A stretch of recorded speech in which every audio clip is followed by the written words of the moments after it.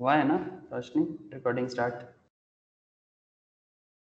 है हेलो, दादा। ओके ठीक है। Okay sir, good morning to all of you. अच्छा, तो फिर stock market technical analysis, okay. तो अच्छा, आदित्य को मैं थोड़ा बता दूं। आदित्य, ये जो क्लास आज चलेगा थोड़ा सा एडवांस लेवल में जाम करेंगे, बट तुम एक काम कर सकते हो मतलब काम कर सकते हो मतलब जो भी टॉपिक है ये फिर से मैं लाइव में फिर से कराऊंगा, मतलब जो पहले 4-5 क्लासेस जो भी हुआ है, लेकिन मैं इसका रिकॉर्डेड वर्जन जो है वो मैं तुम्हारे साथ रिसेंट लेक्चर से वो शेयर करूंगा, तो तुम्हें थोड़ा हेल्प हो जाएगा, थोड़ा नहीं ज़्यादा ही हेल्प हो जाएगा।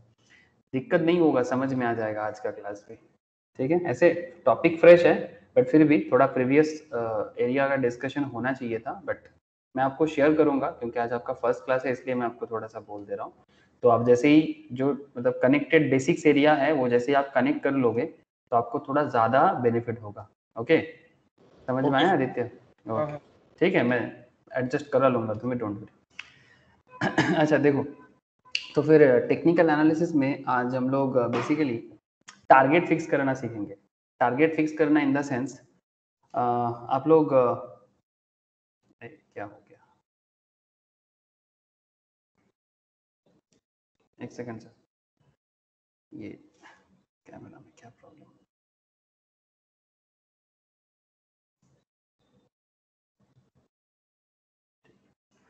ओके, तो बेसिकली टारगेट फिक्स करना इन द सेंस क्या है कि हम लोग स्टॉक मार्केट में specially intraday trading and as well as swing trading, इसके बारे में हम लोग सभी को ही जानते हैं, है ना। मतलब इंट्राडे इन द सेंस जब हम लोग डेली बेसिस में करते हैं, सुबह खरीद के शाम को बेचना, मतलब बेसिकली 9:15 में बाई करके 3:30 के आसपास में सेल करना, या फिर बाई टुडे सेल टुमारो, मतलब आज खरीद के कल सेल करना। या फिर swing trading in the sense आप वीकली बेसिस में ट्रेड कर सकते हो या मंथली बेसिस में ट्रेड ले सकते हो, मतलब आज खरीदा 2 वीक्स बाद आप सेल करोगे, या फिर आज बाई किया कोई स्टॉक आप 1 मंथ अप्रोक्सीमेट टाइम पे आप सेल करोगे। तो बेसिकली पॉइंट बहुत सिंपल है, चाहे आप किसी भी तरह का ट्रेडर बनो, मतलब आप इंट्राडे ट्रेडर हो, आप स्कैल्पर हो, आप स्विंग ट्रेडर हो, डजंट मैटर, बट एक चीज सबके लिए कॉमन है, दैट इज टारगेट फिक्स करना। मतलब टारगेट फिक्स करना इन द सेंस मतलब बाय कितने में करना है और कहाँ तक उसको पकड़ के रखना है, जिसको लेके हमें ऑलवेज एक चिंता होता है कि स्पेशली ट्रेडिंग में, जैसे this is not a fundamental analysis, fundamental का कॉन्सेप्ट थोड़ा अलग होता है, उसका माइंड सेटअप थोड़ा अलग होता है, और ट्रेडिंग का माइंड सेटअप थोड़ा अलग होता है। ट्रेडर्स को टारगेट फिक्स करने चलना पड़ता है बिकॉज वो ट्रेडर है ना, बिकॉज उसके पास इतना बहुत टाइम नहीं है। जब भी आप किसी पर्टिकुलर स्टॉक में ट्रेड करते हो तो आपके पास इमेंस टाइम नहीं होता, आपके पास एक सेट ऑफ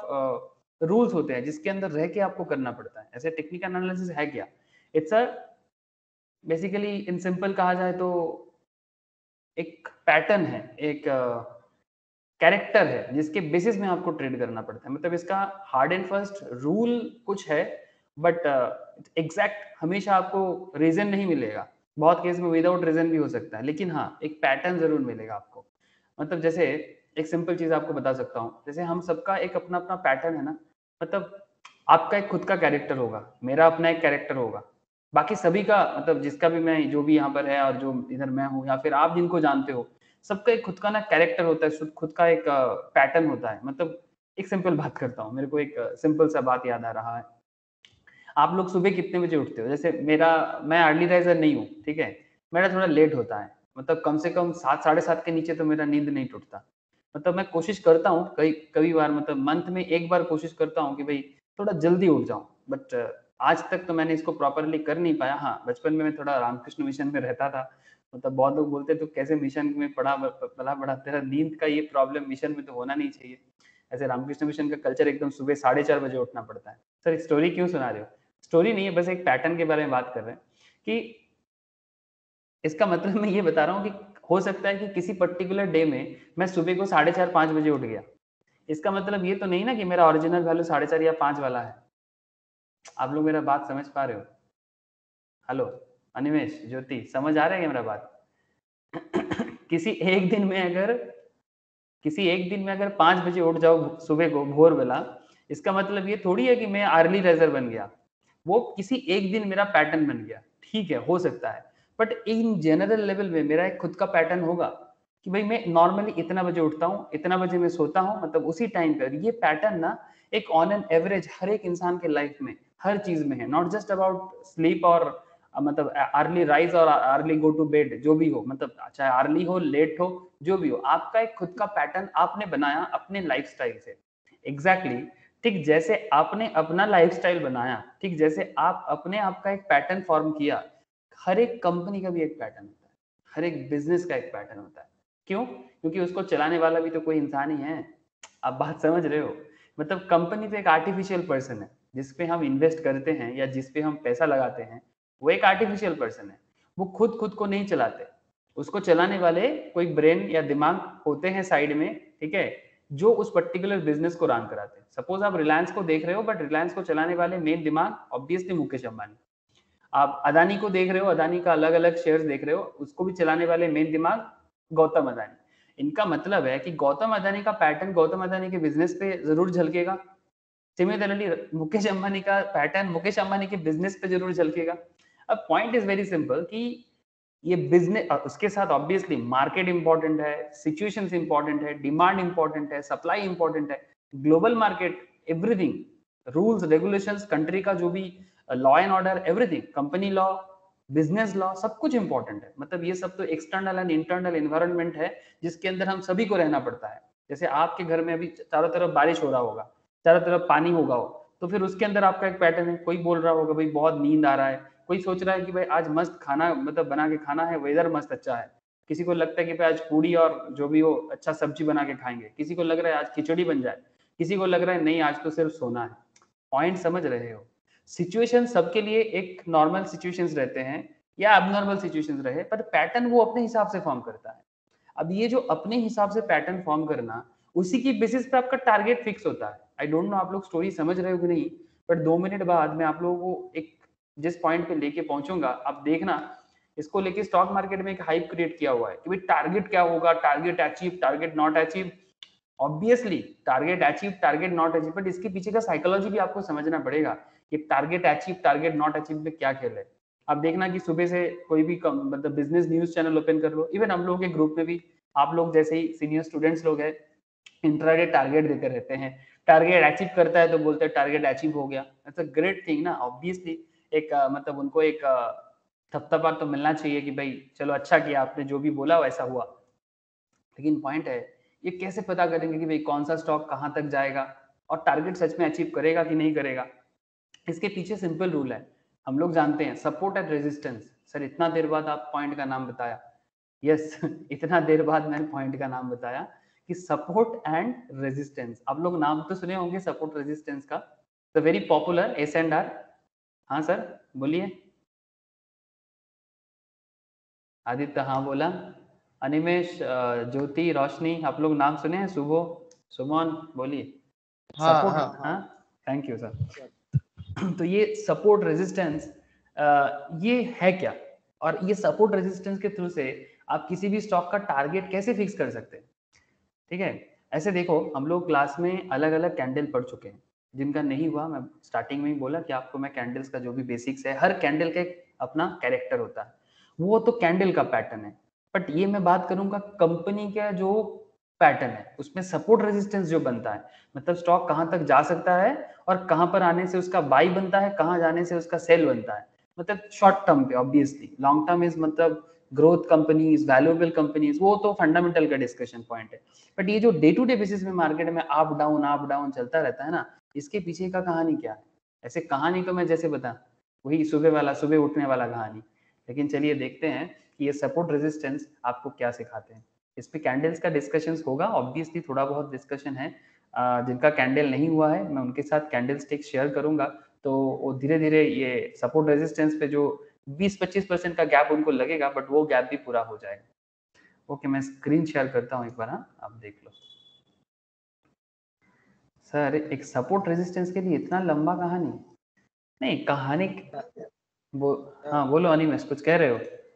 कि थोड़ा हाँ बोलो। वो थोड़ा एक बार देख लीजिए ना पहले चार्ट को। कौन सा चार्ट? अरे पहले सपोर्ट रेजिस्टेंस स्टार्ट तो करने दे, फिर मैं चार्ट के बारे में बात करता हूँ। ठीक है, मॉर्निंग स्टार भेजा तूने, चल बढ़िया, अब क्लास कर, उसके बाद डिस्कस करता हूँ। ठीक है? ठीक है, ठीक है। ओके। अब इतना चारों तरफ दिमाग लगाएगा तो कभी दिमाग फिक्स नहीं कर पाएगा। ठीक है, पहले सपोर्ट रेजिस्टेंस समझ ले। कैंडल्स के बारे में तो सुनता ही रहता है, अभी थोड़ा सपोर्ट रेजिस्टेंस के बारे में भी सुन ले और फिर धीरे धीरे सारा चीज में बात होगा। ऐसे ये सब कैंडल्स को हम लोगों ने कैरेक्टर वाइज जाना। ठीक है, जिन्होंने नहीं जाना उनके लिए कैंडल स्टिक्स का क्लासेस रेडी है सर। हर एक कैंडल स्टिक्स, जैसे हम लोग जानते हैं सर कि टेक्निकल एनालिसिस में आपको कैंडल फॉलो करना होता है। ठीक है, candle sticks pattern and what to expect each and candle का, हर कैंडल का, जैसे single candle sticks, multiple candle sticks, तो इसका सारा का सारा डिटेल्स के बारे में जो इम्पोर्टेंट है उसके बारे में आप लोगों ने जाना। किसने जिन्हें नहीं जाना वो बाद में जान लेगा, होगा तो सभी का, इसमें तो कोई डाउट नहीं है। जैसे आप लोग जानते हो सर, सिंगल कैंडल स्टिक्स में पॉपुलर है sir marubozu, bullish marubozu, bearish marubozu, doji, spinning top, paper umbrella, hammer, hanging man, shooting star. फिर मल्टीपल्स में engulfing, bullish engulfing, bearish engulfing, harami, bullish harami. These are नाम, ये सब नाम important है, but ये सब नाम को यूज कैसे करना है। Dark cloud cover, piercing pattern, ठीक है, फिर से morning star, evening star, very important कुछ कैंडल स्टिक्स है जो मार्केट में आपको प्रॉफिट कराने के लिए बहुत हेल्प करता है। ऑब्वियसली ये प्रॉफिट कराने के लिए आपको जरूर बहुत जबरदस्त हेल्प करता है, बट एक सिंपल पॉइंट आपको मैं स्टार्टिंग में ही बता दे रहा हूँ, उसके बाद मैं आपको जिस पॉइंट में मुझे बात करना है मैं वहीं पर लेके जाऊंगा। आप लोग समझ रहे हो ना sir? Point is support and resistance and how this support resistance work, और किस तरह से। और सपोर्ट रेजिस्टेंस का मतलब यही है कि बेसिकली टारगेट फिक्स करना जानना होगा आपको। ऐसे जब हम लोग each and every type of candle पढ़ रहे हैं, आप बात को फिर से समझिएगा, ये जो इतना तरह का कैंडल्स के बारे में आप लोगों ने जाना, ठीक है, इतना तरह का कैंडल्स के बारे में जिन लोगों ने जाना, आप समझो कि वहां पर हम लोगों ने हर कैंडल के हिसाब से स्टॉप लॉस कैलकुलेट करना, मतलब किस कौन से कैंडल में, जैसे जब आप मारुबुजू फिक्स करते हो तो मारुबुजू के हिसाब से, जब आप शूटिंग स्टार को यूज करते हो तब शूटिंग स्टार के हिसाब से, जब आप इंगल्फिंग यूज करते हो, मल्टीपल कैंडल्स की बात करूं अगर, इंगल्फिंग में इंगल्फिंग जैसा, या लास्ट डे हम लोगों ने इवनिंग स्टार या मॉर्निंग स्टार पढ़े थे उसके हिसाब से। मतलब मेरा कहने का मतलब है कि हम लोग हर केस में जानते हैं कि भाई मतलब बाई कितने में करना चाहिए, स्टॉप लॉस कितने में करना चाहिए, ये हम लोगों ने हर बार देख के आ रहे हैं। मतलब भाई इतने में एंट्री करो, इतने में स्टॉप लॉस लगाओ, मतलब ये हम लोग एक एक कंपनी के ऊपर एनालिसिस करते हैं ना, पूरा चार्ट पैटर्न देख के। तो ये कैंडल्स के बेसिस में एंट्री पॉइंट, स्टॉप लॉस लगाना, ये हम लोग तब से देख रहे हैं। बट जब बात आ जाता है टारगेट का, मतलब बाय करने के बाद होल्ड कितना दिन तक करें, कब तक होल्ड करें, शॉर्ट टर्म ट्रेडिंग में बात कर रहा हूँ या फिर लॉन्ग टर्म ट्रेडिंग में भी बात हो सकता है। लॉन्ग टर्म मतलब 1 मंथ मैक्स टू मैक्स, ठीक है। अब ये शॉर्ट टर्म ट्रेड हो या लॉन्ग टर्म ट्रेड, आप टारगेट फिक्स कैसे करोगे? ये टारगेट फिक्स करने के लिए ईच एंड एवरी कैंडल्स को तो आप यूज करोगे, बट कैंडल से भी इंपॉर्टेंट एरिया है, कैंडल को यूज करने का एक जबरदस्त पॉइंट है, that is support and resistance level. Now sir जल्दी चलो सपोर्ट रेजिस्टेंस पे कहानी सुनाओ। ओके सर, चलो सपोर्ट रेजिस्टेंस की कहानी। अनिमेश ध्यान से देख, ठीक है, मजा आएगा। वाइल डिस्कसिंग कैंडलस्टिक्स पैटर्न, जब हम लोग इतना सारा कैंडल्स के बारे में अभी बात कर रहे थे, तो उसमें हम लोगों ने ईच एंड एवरी कैंडल के बारे में जाना। जिनका कैंडल नहीं हुआ वो फिर से रिपीट करेगा, डोंट वरी।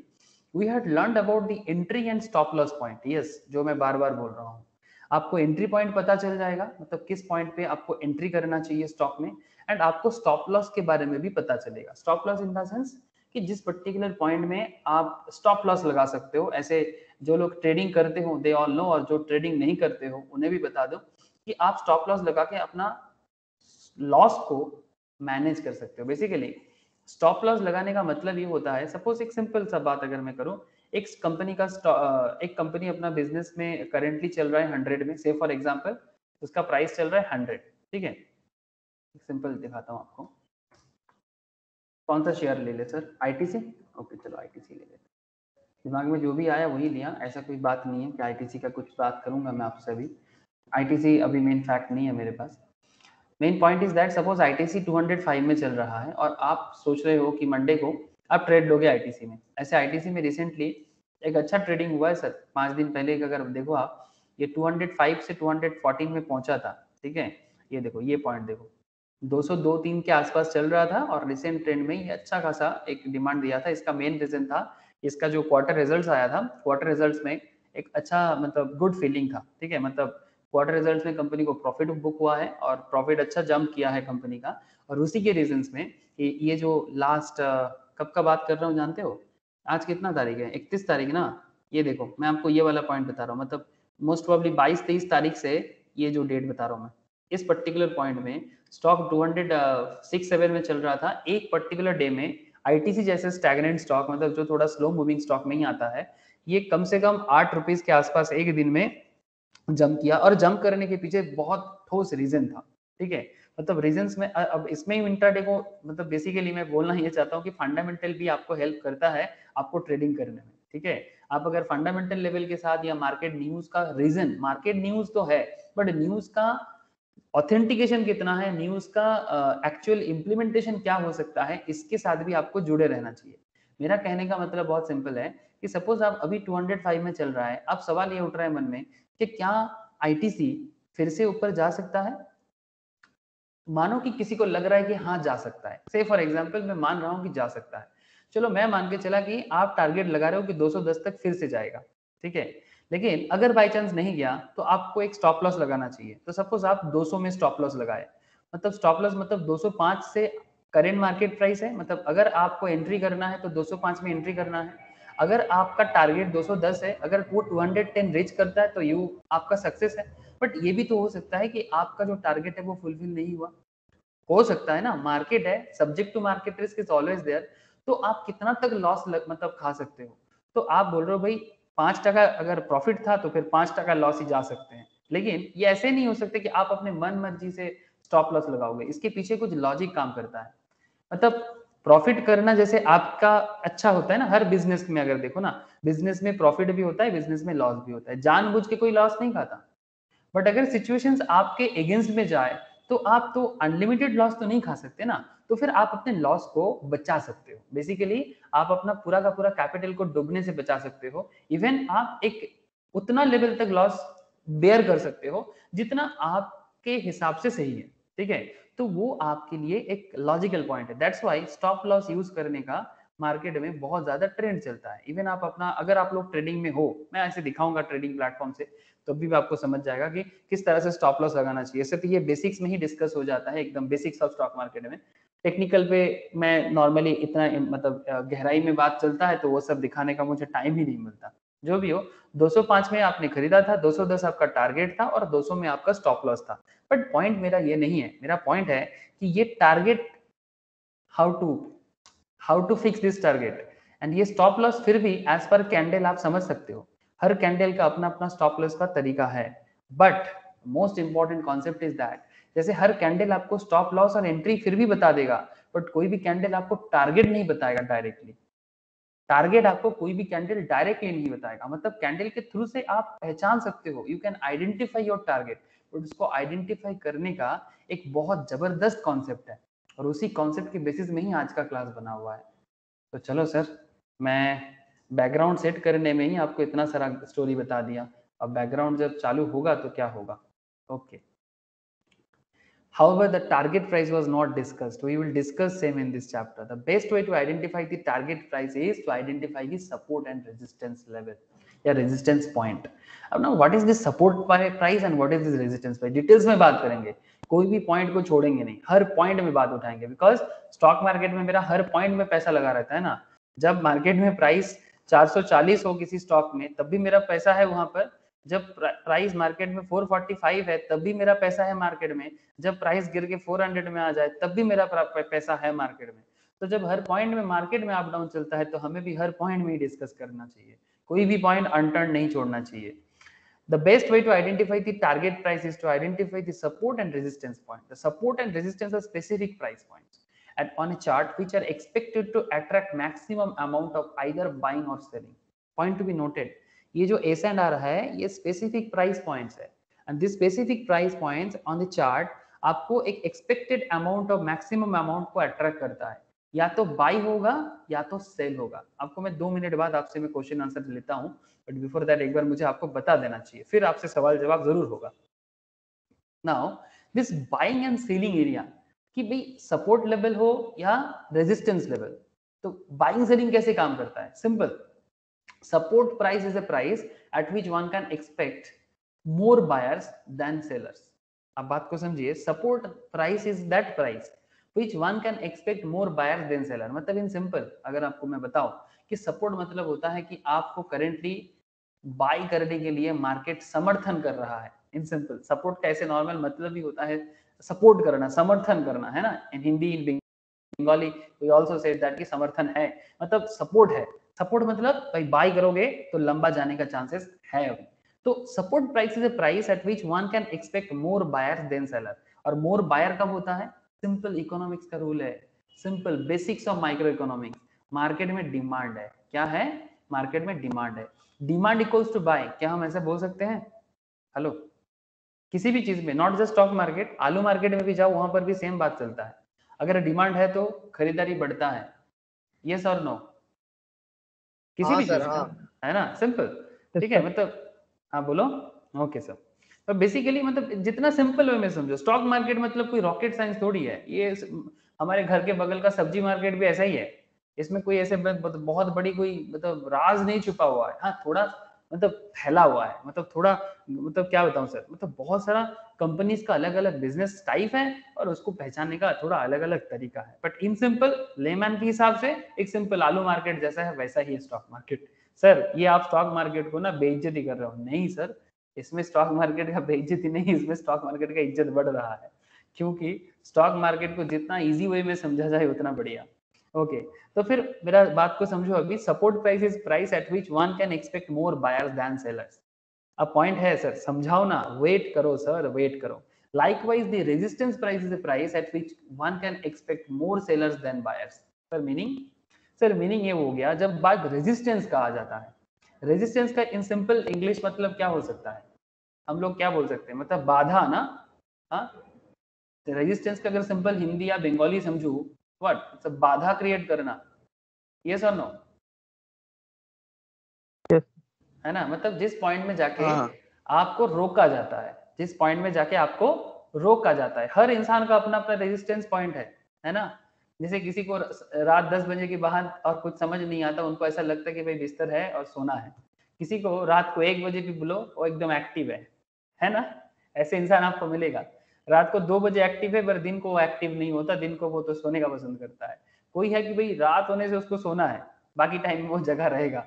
तो इट्स डिपेंड कि भाई किसका रेजिस्टेंस लेवल कैसा है। वैसा कंपनी का भी ऐसा ही होता है। मार्केट में 7,000 के आसपास कंपनीज है, जरूरी नहीं कि आप हर स्टॉक में देखो। एटलीस्ट निफ्टी 50, एटलीस्ट सेंसेक्स 30, अब कम से कम ये सब कंपनी का भी अगर डे टू डे बेसिस में सपोर्ट रेजिस्टेंस लेवल चेक करते जाओगे ना, तो आप समझ जाओगे कि भाई आपको बाई कब करना है, सेल कब करना है और टारगेट कितना फिक्स करना है। ठीक है सर, पहले इसका ना एकदम अंदर का बात समझ लो, फिर आप घर में बैठे बैठे आराम से प्रैक्टिस करना, जिंदगी भर का काम आने वाला है। सर डेफिनेटली बोल रहा हूँ सर, एकदम डेफिनेटली बोल रहा हूँ। अच्छा, अब चलो आगे देखते हैं कि सेल मतलब क्या हो गया? रेजिस्टेंस। मतलब जिस पॉइंट में आके बाधा मिलता है ना, उस पॉइंट में सेलिंग प्रेशर आ जाता है। मतलब उस पॉइंट में डिमांड कम और सप्लाई ज्यादा हो जाएगा। मतलब मार्केट में डिमांड उतना नहीं है कंपेरेटिवली, रेजिस्टेंस के कारण क्या हो रहा है, मार्केट में सप्लाई बहुत है। मतलब मार्केट में लोग, मतलब आलू वाला आलू बेचना चाहता है, आलू भरपूर है, बट लोग उतना खरीदने वाला नहीं है। बिकॉज उस पर्टिकुलर पॉइंट में रेजिस्टेंस आ गया है, किसकी तरफ से? मार्केट की तरफ से। और वो रेजिस्टेंस में क्या होता है कि मार्केट में सप्लाई बढ़ जाता है, और सप्लाई बढ़ने में क्या होता है, resistance price is the price at which one can expect more seller than buyer. मतलब मार्केट में उस पर्टिकुलर स्टॉक का सेल होगा, बाई कंपेरेटिवली कम होगा। ठीक है, now on a standalone basis traders can use S&R to identify trade entry point as well. मतलब if you can identify support and resistance properly, then you can identify entry point also properly. मतलब किस point में जाके stock को by करना चाहिए ये भी आपको समझ में आ जाएगा। मतलब पैसा कमाने का पहला फॉर्मूला, ठीक है, सपोर्ट रेजिस्टेंस के थ्रू से कैंडल स्टिक्स को यूज करना है। जो मैं आपको पहले ही बोला, ये जो अलग अलग कैंडल्स हम लोगों ने पढ़ के रखा, या जिनका नहीं हुआ वो बाद में पढ़ लेगा। ये जो इतना सारा कैंडल्स है, ऐसे ये मेन कैंडल्स मैंने बताया, और भी कुछ और 5-6 टाइप का है, मैं बाद में आप लोगों को बता दूंगा। ऐसे किसी को ये 15-20 कैंडल्स अगर समझ में आ जाए, वो मार्केट में हर कैंडल समझ जाएगा, ये गारंटी है 100%। बट कैंडल से भी इंपॉर्टेंट है कि कैंडल को यूज कैसे करना है। कैंडल का कैरेक्टर इज इंपॉर्टेंट, बट उससे भी ज्यादा इंपॉर्टेंट कि आप कैंडल को यूज कैसे करते हो। अब आगे बढ़ते हैं, चलिए रेजिस्टेंस में थोड़ा बात करते हैं। ठीक है, पहले रेजिस्टेंस में बात करते हैं और फिर सपोर्ट में बात करेंगे। मतलब पहले बाधा दूर करते हैं, उसके बाद समर्थन लेते हैं। क्या करना चाहिए जिंदगी में? जब जिंदगी में बाधा दूर हो जाए किसी भी इंसान का, आप एक बार सोचो, एक बार आपके जीवन में जो भी रेजिस्टेंस है वो दूर हो जाए, फिर आपको समर्थन ही समर्थन मिलेगा ना। कोई भी चीज पाने के लिए लड़ाई पहले करना पड़ेगा, फिर जाके समर्थन मिलेगा। पहले समर्थन बाद में लड़ाई नहीं हो सकता, पहले लड़ाई बाद में समर्थन में ज्यादा मजा है। पहले लड़ लेते हैं। ओके चलिए, पहले लड़ाई। As the name suggest, resistance is something which stops the price from rising further. Resistance वो होते हैं जो प्राइस को बढ़ने से रोकता है, जो प्राइस को बढ़ने से रोकता है। मतलब आप सोच रहे हो 200 में परचेस किया स्टॉक को, आपको लग रहा है कि भाई ये तो 210 में जाना चाहिए, बट वो नहीं हो रहा है। क्यों? यही तो है resistance. Resistance is something which stops the price from rising further. The resistance level is a price point on chart where trader expect maximum supply. जिस पॉइंट में ट्रेडर को मैक्सिमम सप्लाई नजर आता है, मतलब ज्यादा से ज्यादा लोग स्टॉक सेल करके प्रॉफिट बुक करके निकलना पसंद कर रहा है, चाहे वो स्टॉक के केस में हो या फिर निफ्टी में हो। जैसे एफएनओ में जो लोग काम करते हैं, फ्यूचर एंड ऑप्शंस में, वो लोग इंडेक्स में बाइंग सेलिंग करते हैं ना, निफ्टी को सेल करते हैं, सेंसेक्स में काम लेते हैं। एग्जैक्टली निफ्टी 50 सेल करना या निफ्टी बाई करके बाद में सेल करना, जो भी हो, एफएनओ के केस में इंडेक्स में सेम टू सेम दिखा जाता है। और अगर आप चलो 2 मिनट के लिए इंडेक्स छोड़ दो, आप सिंपल एक से इंडिविजुअल स्टॉक के बारे में ही सोचो, ठीक है। Resistance level is always above the current market price. Sir मतलब, सर रेजिस्टेंस लेवल हमेशा मार्केट प्राइस से ज्यादा होगा। अब कैसे? अरे रुको सर, प्रैक्टिकली हर चीज बताएंगे, पहले तो थोड़ा सजा लेते हैं ना। आपको वैसे बता दिया मैंने, उसके बाद मैंने आपको प्रैक्टिकल बताता हूँ। Resistance level is always above the current market price. मतलब जब भी आप रेजिस्टेंस लेवल आइडेंटिफाई करोगे ना, आपके दिमाग में एक पॉइंट बार बार बोल रहा हूँ, बार बार बोल रहा हूँ, resistance level is always above the current market price. हमेशा करंट मार्केट प्राइस से ज्यादा होगा। बट कैसे? Wait, the likelihood of the price rising up to the resistance level, consolidating, absorbing all the supply, and then declining is high. The resistance is one of the critical technical analysis. ये day to day market को analyse करने का, technical analysis का one of the critical tool है, विच market participants, मतलब आप हमारे जैसे लोग, या फिर जो लोग एफआईआई हो या डीआईआई, मतलब फाइनेंशियल इंस्टीट्यूशनल इन्वेस्टर्स हो, जो डोमेस्टिक इंस्टीट्यूशनल इन्वेस्टर्स हो, सभी के लिए जो भी मार्केट में पार्टिसिपेट करते हैं, जो भी पर्टिकुलर कंपनी में इन्वेस्ट करते हैं, look at in the rising market the resistance of an act as a trigger to sell. Resistance अगर मिल जाए मार्केट में, तो मार्केट में स्टॉक का सेल आ जाता है। अब कैसे? चलिए, एक चार्ट आपके सामने हाजिर है। अब ये चार्ट आप देखिए, ये अंबुजा सीमेंट का एक चार्ट है। चाहे कंपनी कुछ भी हो, फर्क नहीं पड़ता, बिकॉज टेक्निकल एनालिसिस ना बेसिकली कंपनी एनालिसिस नहीं करता, वो पैटर्न को एनालाइज करता है। चाहे वो अंबुजा सीमेंट हो या रिलायंस हो, फर्क नहीं पड़ता आपके लिए। इवन अगर बिटकॉइन भी हो तो भी फर्क नहीं पड़ता। मतलब अगर आप बिटकॉइन का ट्रेड भी समझना चाहते हो ना, आप सेम टेक्निकल एनालिसिस पैटर्न से समझ सकते हो।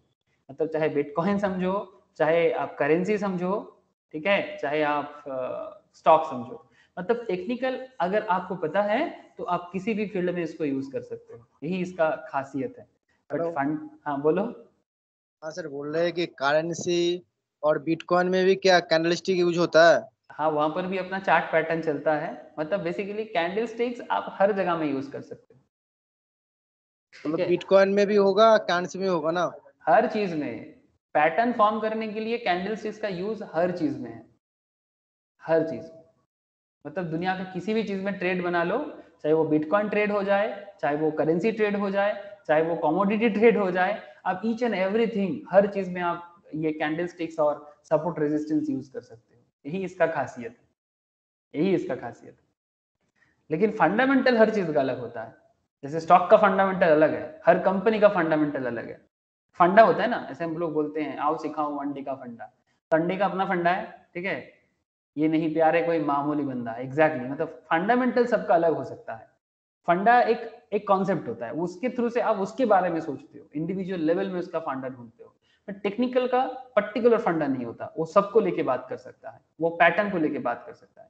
सपोर्ट रेजिस्टेंस भी एक पैटर्न है, जिसको यूज करना सीख जाओ तो हर फील्ड में आप इसको यूज कर सकते हो। अब देखो तो सही मैं क्यों बोल रहा हूँ, और बाद में आप अपनी जिंदगी में भी यूज कर लेना जहां मन मर्जी। कौन मना करता है आपको? अब देखो, अब ये अंबुजा सीमेंट का जो चार्ट आपके सामने है, आप प्लीज ध्यान से देखो।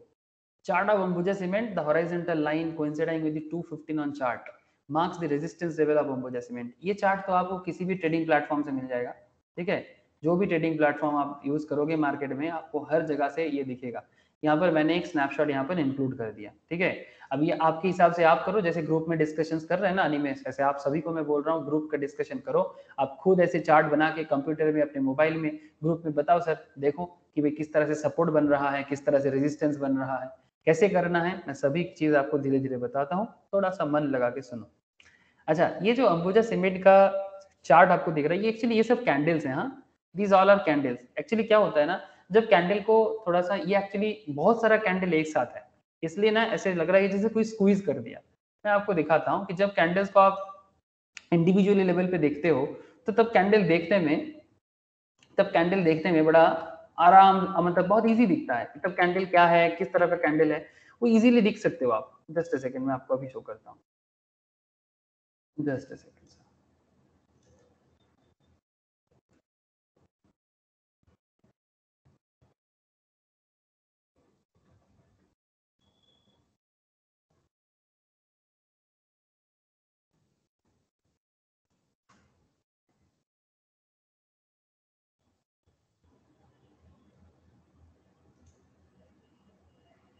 एक सेकेंड।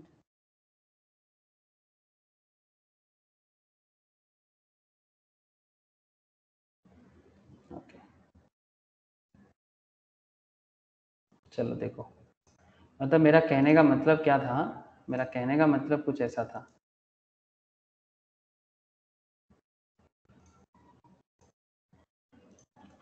जैसे कि आप देख सकते हो यहाँ पर, जैसे ये, चलो अंबुजा सीमेंट ही निकाल लेते हैं। आपको दिखाई दे रहा है ना स्क्रीन? हेलो, स्क्रीन शो हुआ है ना सबको? हाँ सर, ये क्या जीरोधा में है? Yes sir. हाँ, ये जीरोधा के कैंडल में है, ठीक है। आप जीरोधा में देखो, आप अपना अपना ट्रेडिंग प्लेटफॉर्म यूज करो, फर्क नहीं पड़ता, जिसका जो भी है वो देख सकते हो। investing.com में देखो, कैंडल स्टिक्स का एरिया का अभाव नहीं है मार्केट में, आप हर जगह में कैंडल चेक कर सकते हो। ये मेरे पास एक वन ऑफ माई अकाउंट है, वहां से मैं देख रहा हूँ कि भाई यहाँ से कैंडल स्टिक्स में कभी कभी देखता रहता हूँ। तो बेसिकली ये इसका डिस्प्ले में मैं कैंडल्स चूज करके रखा, आप बार, कलर्ड, लाइन कुछ भी चेक कर सकते हो, ठीक है। अब मेरे को आपको क्या दिखाना है, व्यूज देखो, व्यूज छोड़ो। अच्छा, डे हिसाब से आपको एक दिन का देखना है, एक वीक का देखना है, एक मंथ का देखना है, आप जैसे देखना चाहोगे आप वैसे कर सकते हो। इसको मैं अगर थोड़ा सा बड़ा कर दूं, तो बेसिक पॉइंट क्या है यहाँ पर आप देखो। अब देखो, मैं जब इसको बहुत सारा ईयर को मैंने एक साथ कर दिया, ये कैसे स्क्वीज ना हो गया, मतलब कैंडल को पहचानने में दिक्कत हो रहा है ना, मतलब कैसा कैंडल है आप ऐसे पहचान नहीं पाओगे, मतलब कौन सा कैंडल क्या है। बट जब इसको आप जूम करते हो, तब आप यहाँ पर फाइंड आउट कर सकते हो। जो लोग कैंडल जानते हो ऑलरेडी, वो कैन आइडेंटिफाई कि भाई सर ये कौन सा कैंडल है ना। कहीं पर आपको हैमर दिखेगा, कहीं पर आपको हैंगिंग मैन दिखेगा, कहीं पर आपको ब्लू स्टार, इवनिंग स्टार दिखेगा, कहीं पर आपको स्पिनिंग टॉप दिखेगा, कहीं पर आपको दोजी दिखेगा। यहाँ पर बहुत सारा कैंडल है, कहीं पर आपको मारूबोजो दिखेगा, है ना। जो लोग कैंडल स्टिक्स का पहचान है जिनको, उनको पता है, जिनका पहचान नहीं है, अरे उन्हें भी पहचान करवाया जाएगा, उसमें कोई दिक्कत नहीं है।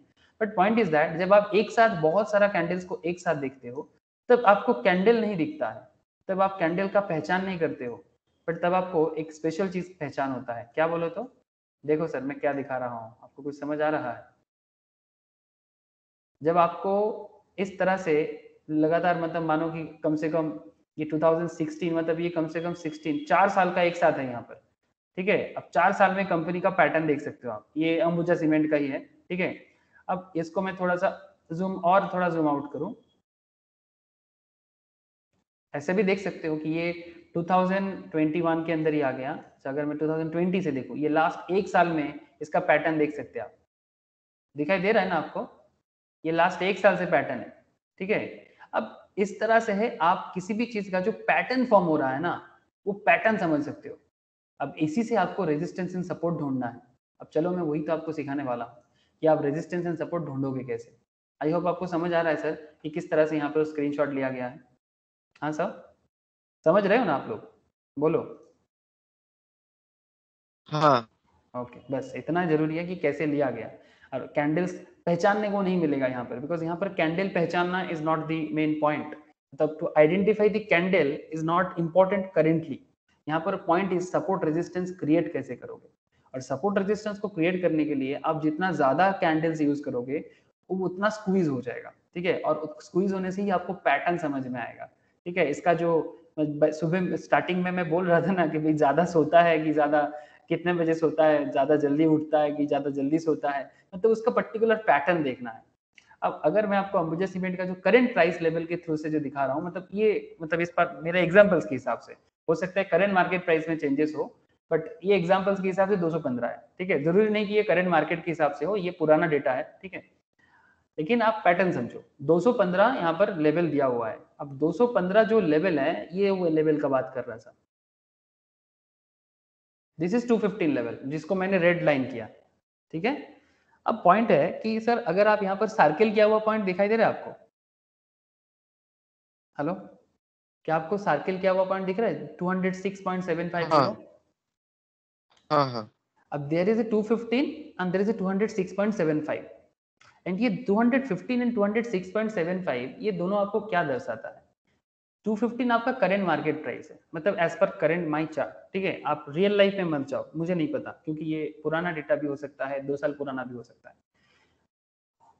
Current market price as per our chart 215, ठीक है। 206.75 this is your resistance level. अब ये कैसे पता किया कि 206 ही क्यों रेजिस्टेंस होगा? वाई नॉट 202, वाई नॉट 210, ठीक है, या फिर 215 के ऊपर के हिस्से को हम रेजिस्टेंस क्यों नहीं बताए?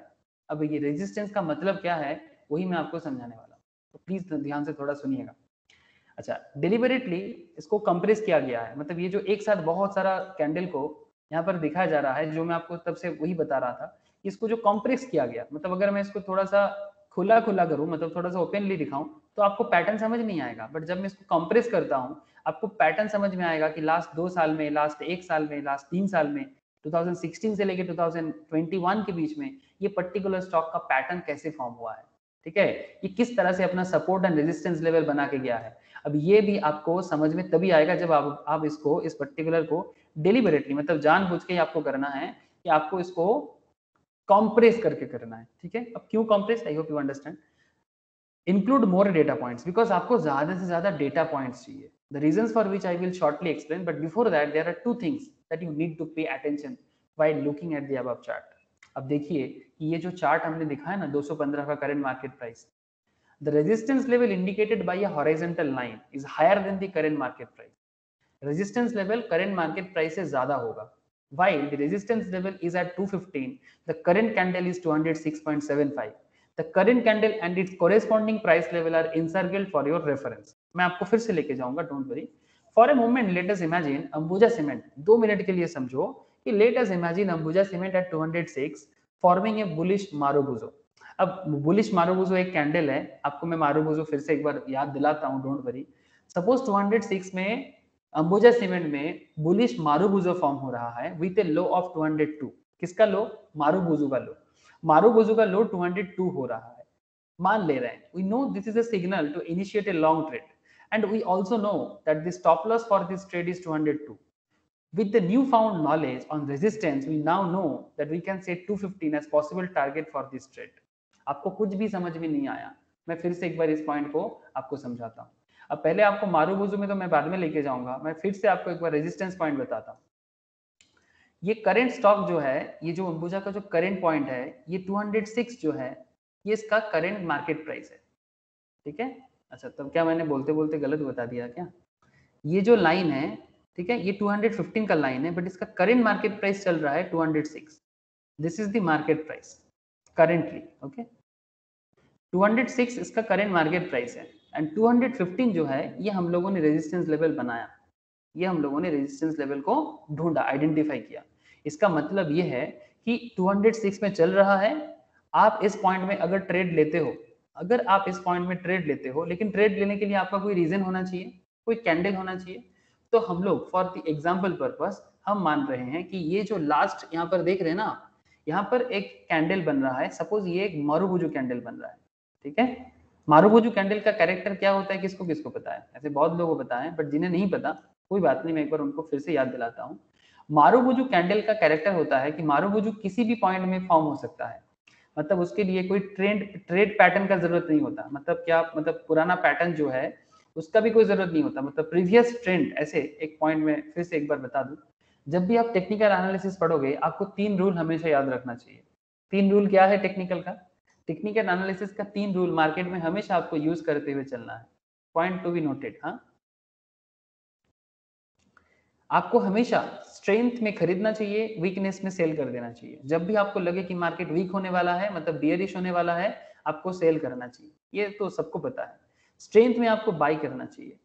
बी फ्लेक्सिबल विद पैटर्न, मतलब पैटर्न कॉपी बुक होगा जरूरी नहीं है, थोड़ा बहुत चेंजेस हो सकता है, इसलिए कहते हैं sir quantify and verify. And the third and the most important pattern is always look for A prior trend. ठीक है, always look for A prior trend, मतलब जिस पॉइंट में आप सोच रहे हो कैंडल के बारे में, उसका पहला ट्रेंड क्या था, मतलब बुलिश ट्रेंड था या बेरिश ट्रेंड था। सर कहना क्या चाहते हो, चलो मैं बताता हूँ। जिन लोगों का जिनका कैंडलस्टिक्स अभी तक हुआ नहीं है उनके लिए भी दिक्कत नहीं होगा, बट जिनका हो चुका है उन्हें तो याद हो जाएगा। ऐसे ये हम लोग पहला कैंडल के बारे में पढ़े थे। कैंडल का नाम क्या है, मारुबुजु। मारुबुजु कैंडल का कैरेक्टर आई होप सबको याद होगा। मारुबुजु कैंडल एक्चुअली बेसिकली टकला होता है, इट्स काइंड ऑफ वी, थोड़ा बहुत सर पे बाल कम होगा या फिर एकदम नहीं होगा। मेरा थोड़ा बहुत है, ठीक है। जिनका एकदम नहीं होगा उनको भी हम लोग टकला बोल सकते हैं ना, इट्स लाइक ऑफ टकला, मतलब सिंपल है, बार्डनेस, मतलब इसके ये चाहे वो ब्लू कैंडल हो चाहे वो रेड कैंडल हो, ठीक है, मतलब चाहे वो ब्लू के जगह ग्रीन भी हो सकता है, चाहे वो रेड कैंडल हो चाहे वो ब्लू कैंडल हो, मतलब बुलिश कैंडल हो या बेरिश कैंडल, इसका जो वीक है, वीक बोल सकते हो, या फिर इसको हम लोग क्या बोलते हैं सर, शैडो भी बोलते हैं ना, या तो आप शैडो बोलो या तो वीक बोलो। इसका वीक छोटा सा हो सकता है दोनों साइड में, एकदम हल्का सा हो सकता है, इट्स लाइक एकदम हल्का सा, मतलब नेग्लिजिबल, कुछ समथिंग परसेंटेज, ओके, एकदम बेसिक, मतलब एकदम कॉपी बुक डेफिनेशन कहते हैं कि इसका वीक होगा ही नहीं, मतलब इसका कोई भी तरह का शैडो नहीं बनेगा। बट रियल लाइफ बताते हैं कि थोड़ा बहुत शैडो भी मारुबुजु ही होता है। लेकिन सर मैं अभी मारुबुजु के बारे में बात नहीं कर रहा हूँ, ऐसे मारुबुजु के डिटेल्स क्लास किया हुआ है, जिनको रिविजन्स करना है या फिर से पढ़ना है वो एक बार जरूर देखना मारुबुजु के बारे में। बट मैम आपको मारुबुजु का कैरेक्टर के बारे में बात करता हूँ। सपोज बुलिश मारुबुजु, अब ये बुलिश मारुबुजु आपको क्या बताते हैं, बुलिश मारुबुजु आपको बताते हैं कि ये जिस पॉइंट में रेडी होगा, जैसे आप यहाँ पर देख सकते हो, ये एसीसी सीमेंट का एक चार्ट था, ठीक है। अभी एसीसी के सीमेंट के चार्ट में क्या आपको यहाँ पर मारुबुजु दिख रहा है इस पॉइंट पे, प्लीज बताइएगा, क्या आपको पॉइंट में मारुबुजु दिखाई दिया? हेलो, हाँ सर, हाँ। ठीक है, और ये किस तरह का मारुबुजु है, this is a bullish marubozu. Bullish marubozu, why bullish, because ये जिस पॉइंट में फॉर्मेशन, हाँ बोलो, single candlestick, exactly, this is a single candlestick. और मारुबुजु भी है ना, हाँ ग्रीन भी है, एग्जैक्टली, बुलिश भी है, ग्रीन भी है, मतलब ब्लू भी दिखाया जाता है कहीं कहीं, ग्रीन भी दिखाया जाता है, आप जो भी समझो। मतलब ये जो ब्लू है, इट्स ब्लू या ग्रीन, इट्स अ बुलिश, ठीक है, इट्स अ बुलिश कैंडलस्टिक्स। अब बुलिश का और एक रीजन क्या है कि मार्केट का मूवमेंट अप है ना, मार्केट अप हुआ है, बट बिफोर दैट मार्केट कुछ भी नहीं हो रहा था, मार्केट थोड़ा कांस्टेंट हो गया था, मतलब समझ में नहीं आ रहा था कि मार्केट क्या होगा। मतलब ऐसा नहीं कि बुलिश मारुबुजु फॉर्म होने से पहले मार्केट का ट्रेंड जो है, जैसे ये क्या है, ये डाउन ट्रेंड है ना, बट मारुबुजु का ऐसा कोई बात नहीं कि वो डाउन ट्रेंड में होगा कि अप ट्रेंड में होगा। ऐसे ये तो थोड़ा सा अप ट्रेंड में दिख रहा है, but it's not a proper trend. Marubozu किसी भी पॉइंट में क्रिएट हो सकता है। अब मारुबुजु क्रिएट होने का मतलब क्या है जानते हो, वो जो पैटर्न फॉर्म होगा, अब अगला कुछ सेशन मार्केट में वही पैटर्न चलेगा, मतलब वो कुछ तो करेगा, बुलिश होने से बुलिश, बेयरिश होने से बेयरिश, सेम टू सेम। जैसे ये आपको मैंने बुलिश मारुबुजु दिखा रहा हूँ, ठीक है, सिमिलरली अगर आपको मैं बेयरिश मारुबुजु दिखाऊं, वो रेड में शो होगा, ये देखो एशियन पेंट्स का है, यहाँ पर भी आप देख सकते हो, नहीं this is also bearish bullish marubozu, ये this is also bullish marubozu. जिस पॉइंट में फॉर्म हो गया है उसके बाद मार्केट अप हुआ है, जहां भी मारुबुजु फॉर्म हुआ है उसके बाद मार्केट अप हुआ है। जरूरी नहीं कि हमेशा आप सही हो, जैसे यहाँ पर भी एक छोटा सा मारुबुजु फॉर्म हुआ था, बट उसके बाद मार्केट अप नहीं डाउन में चला गया, मतलब रॉन्ग हो गया, ठीक है, ट्रेडर के लिए सही नहीं था। और बियरिश के केस में कुछ ऐसा हो सकता है, कुछ ऐसा देखने में होगा, ये देखिए बियरिश मारुबुजु दिखाई दे रहा है क्या, मतलब बियरिश के टाइम पे क्या होगा, मार्केट एक अपना अप ट्रेंड में मोटा मोटी था, अचानक मार्केट में एक चेंजेस आ गया, मार्केट का सेंटीमेंट बदल देता है मारुबुजु। क्या आप लोगों को दिखाई दे रहा है? हेलो, मारुबुजु मार्केट सेंटीमेंट बदल रहा है, आप लोगों को रिकॉल हो रहा है? जिन लोगों ने मारुबुजु पढ़ के रखा था उनको तो जरूर रिकॉल होगा, और जिनको प्रॉपर जिनको मारुबुजु नहीं हुआ है उनको बाद में मैं फिर से मारुबुजु करने के लिए बोलूंगा, ठीक है, तो उसको फिर से एक बार देखेगा। ये देखो, ये है मारुबुजु, जैसे ये मारुबुजू फॉर्म हुआ, इसके बाद मार्केट का सेंटीमेंट बदल गया। मार्केट इतना देर तक ना तो अप था ना तो डाउन था, बट जैसे ही मारुबुजू फॉर्म हुआ, कुछ तो होगा, कुछ तो होगा। मतलब ऐसे बोलते ना, मतलब मारुबुजू कुछ तो करता है, मतलब वो या तो मार्केट को ऊपर लेके जाएगा, मतलब अप करेगा, या तो मार्केट को डाउन करेगा। मतलब सिंपल बात है, या तो बुलिश करेगा या तो बेरिश करेगा, बट कुछ तो करेगा। अब ये कुछ तो करेगा के पीछे सपोर्ट रेजिस्टेंस कैसे हेल्प करता है, how support resistance will help you. अब इसी का तो खेल है। अब देखो, कैंडल कुछ भी हो सकता है, कैंडल मारुबुजू हो सकता है, स्पिनिंग टॉप हो सकता है, दोजी हो सकता है, शूटिंग स्टार हो सकता है, बहुत सारे कैंडल्स है। आप कोई भी कैंडल को यूज कर सकते हो, बट पॉइंट इज दैट या तो बियरिश होगा या तो बुलिश होगा, इसमें तो कोई सेकंड ओपिनियन नहीं होना चाहिए। कैंडल दो तरह का होगा, या तो बुलिश या तो बियरिश। नाउ आप एकदम सपोर्ट रेजिस्टेंस पे भी दिमाग लगाओ। बुलिश, मैंने आपको मारुबुजू समझाया कि जब बुलिश मारुबुजू होगा, मार्केट अप ट्रेंड होगा और मार्केट का सेंटीमेंट को बदल के रख देता है मारुबुजू। While the resistance level is at 215 and the current candle is 206, the current candle at its corresponding price level are encircled. For a moment, let us imagine Ambuja Cement at 206 forming a bullish Marubozu with a low of 202. अब ये जो मारुबुजू यहाँ पर आपको दिख रहा होगा, मान के चल रहे हैं हम लोग कि इसका जो लोअर है, मारुबुजू का जो लोअर पॉइंट है, ये देखो, सपोज ये जो एरिया है ना, ये मारुबुजू का एरिया है। आप मान के चलो यहाँ पर जो बन रहा है, इसका वीक जो है ना, ये 202 में अपना वीक बना रहा है। आप लोगों को 202 दिख रहा है सर? क्या आप लोग 202 देख पा रहे हो? हेलो, 202 दिखाई दे रहा है क्या? Yes sir, yes. तो ये 202 का मतलब क्या है कि ये जो मारुबुजू कैंडल यहाँ पर फॉर्म होता है, मारुबुजू में टकला होता है, उसका वीक प्रॉपरली नहीं फॉर्म होता, ठीक है, छोटा सा हो सकता है, जो भी छोटा सा होगा, मान के चलते हैं कि उसका छोटा वाला पॉइंट जो है वो 202 है। इसका मतलब ये है कि मारुबुजू का जो लोएस्ट पॉइंट है वो आपका स्टॉप लॉस है।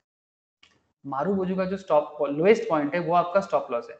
मतलब करेंटली 206 में चल रहा है, अगर आप इस पॉइंट में ट्रेड लोगे तो आपको स्टॉप लॉस लगाना चाहिए मारुबुजू का जो लोएस्ट पॉइंट है 202 में। मतलब आप अगर लॉस खाओगे तो 202 तक आप लॉस खाने के लिए रेडी रहना, और अगर आपका टारगेट है तो टारगेट 215 तक जाना चाहिए, बिकॉज 215 तक ही मार्केट फिर से वापस जा सकता है, बिकॉज यहीं तक मार्केट अपने आप को रेजिस्ट करता है।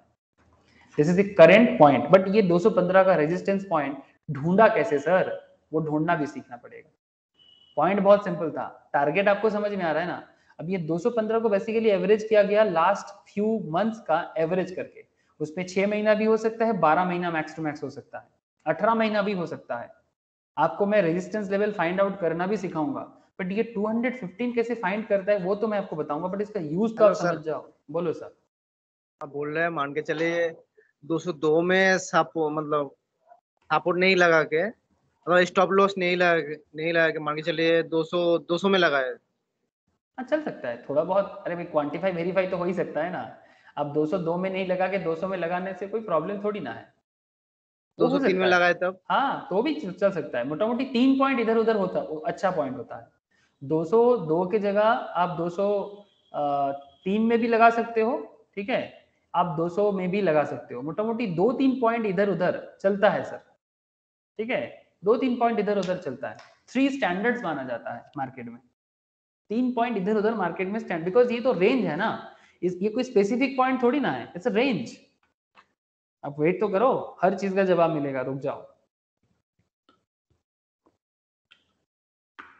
आप स्टॉप लॉस 202 में क्यों, 200 में भी लगा सकते हो, उसमें कोई प्रॉब्लम है नहीं। रेंज है ना सर, रेंज आपको, you have to find out range. अरे वेट सर वेट, कहने का इतना कुछ है, बस दिमाग को पेशेंस के साथ बिठा के रखना ही आप लोगों का चैलेंज होना चाहिए। ओके, देखो सर, अब मैं तो ये तो बताया कि ये 215 है क्या, रेजिस्टेंस लेवल जो है वो आपको टारगेट फिक्स करने के लिए हेल्प कर रहा है। रेजिस्टेंस से हमेशा करंट मार्केट प्राइस लोअर में होगा। आप देख सकते हो कि सीएमपी जो है, that is current market price 206, resistance level से नीचे में होगा। और अगर बाय चांस मारुबुजू फॉर्म हो रहा है तो मारुबुजू का जो लोएस्ट लो है वो आपका स्टॉप लॉस हो गया, that is 202। Now this is not your, मतलब this is not our analysis, this is just a fixing of target. Okay, तो फिर सर एनालिसिस क्या है? अरे रुको, अब वही तो आपके मन में चल रहा है ना सर कि 202 में तो मैंने ट्रेड का स्टॉप लॉस लगा दिया, वही वाई 250 न्यू में वंडर है, आपके मन में ही चल रहा होगा, अरे सर इतना पॉइंट था, अब 215 को ही क्यों टारगेट बनाया? 206 से why 215, why not any other point, why not 230, why not 240, या फिर why not 210, 215 ही क्यों, वही तो फाइंड करना है। देखो सर, कहानी में ट्विस्ट है। Access supply build selling pressure, point समझो। एक्सेस सप्लाई हमेशा सेलिंग प्रेशर क्रिएट करेगा। एक्सेस सप्लाई मतलब जब मार्केट में पर्टिकुलर स्टॉक का सेलिंग प्रेशर आ जाए, या फिर मतलब ज्यादा से ज्यादा लोग सप्लाई करना चाहता है, बाई नहीं करना चाहता। जब भी मार्केट में बाइंग प्रेशर क्रिएट होता है, ठीक है, जब हम लोग वॉल्यूम चेक करते हैं ना, मैं आपको वॉल्यूम का भी अलग से बताऊंगा, अलग अलग चैप्टर है वॉल्यूम, ठीक है। वॉल्यूम के अंदर बाइंग सेलिंग दोनों होता है। अब ये बाइंग और सेलिंग ये दोनों चेक करना बहुत इंपॉर्टेंट होता है, जो हमारा नेक्स्ट चैप्टर होगा मोस्ट प्रोबेबली वॉल्यूम। तब आपको और मजे से समझ आएगा और कुछ पॉइंट्स, गहराई पे गहराई चलेगा। But excess supply build selling pressure, selling pressure tends to drag the price lower. 215 के बाद आपको टारगेट फिक्स करना क्यों चाहिए? 215 के बाद आपको सेल कर देना चाहिए इस पर्टिकुलर ट्रेड टारगेट में, मतलब बाई ऑन 206, और अगर मार्केट अचीव किया 215, सेल करके निकल जाओ। क्यों?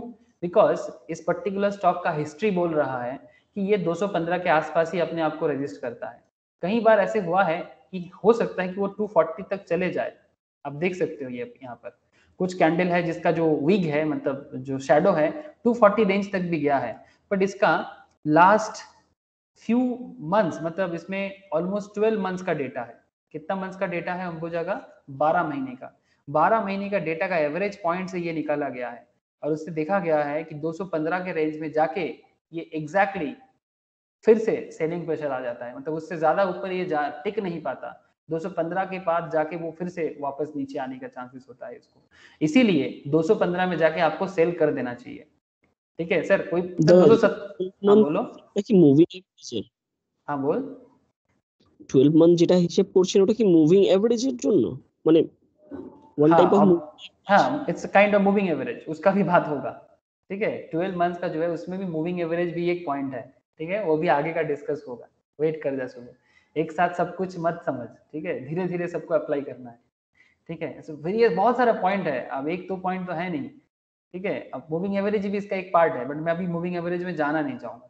मैं अभी रेजिस्टेंस में ही आपको रखूंगा कि आप रेजिस्टेंस को समझो, सपोर्ट को समझो, फिर उसके बाद मूविंग एवरेज, एलियट वेव का थ्योरी भी है, वेव थ्योरी भी एक अलग गजब पॉइंट है, वेट कर जाओ सर।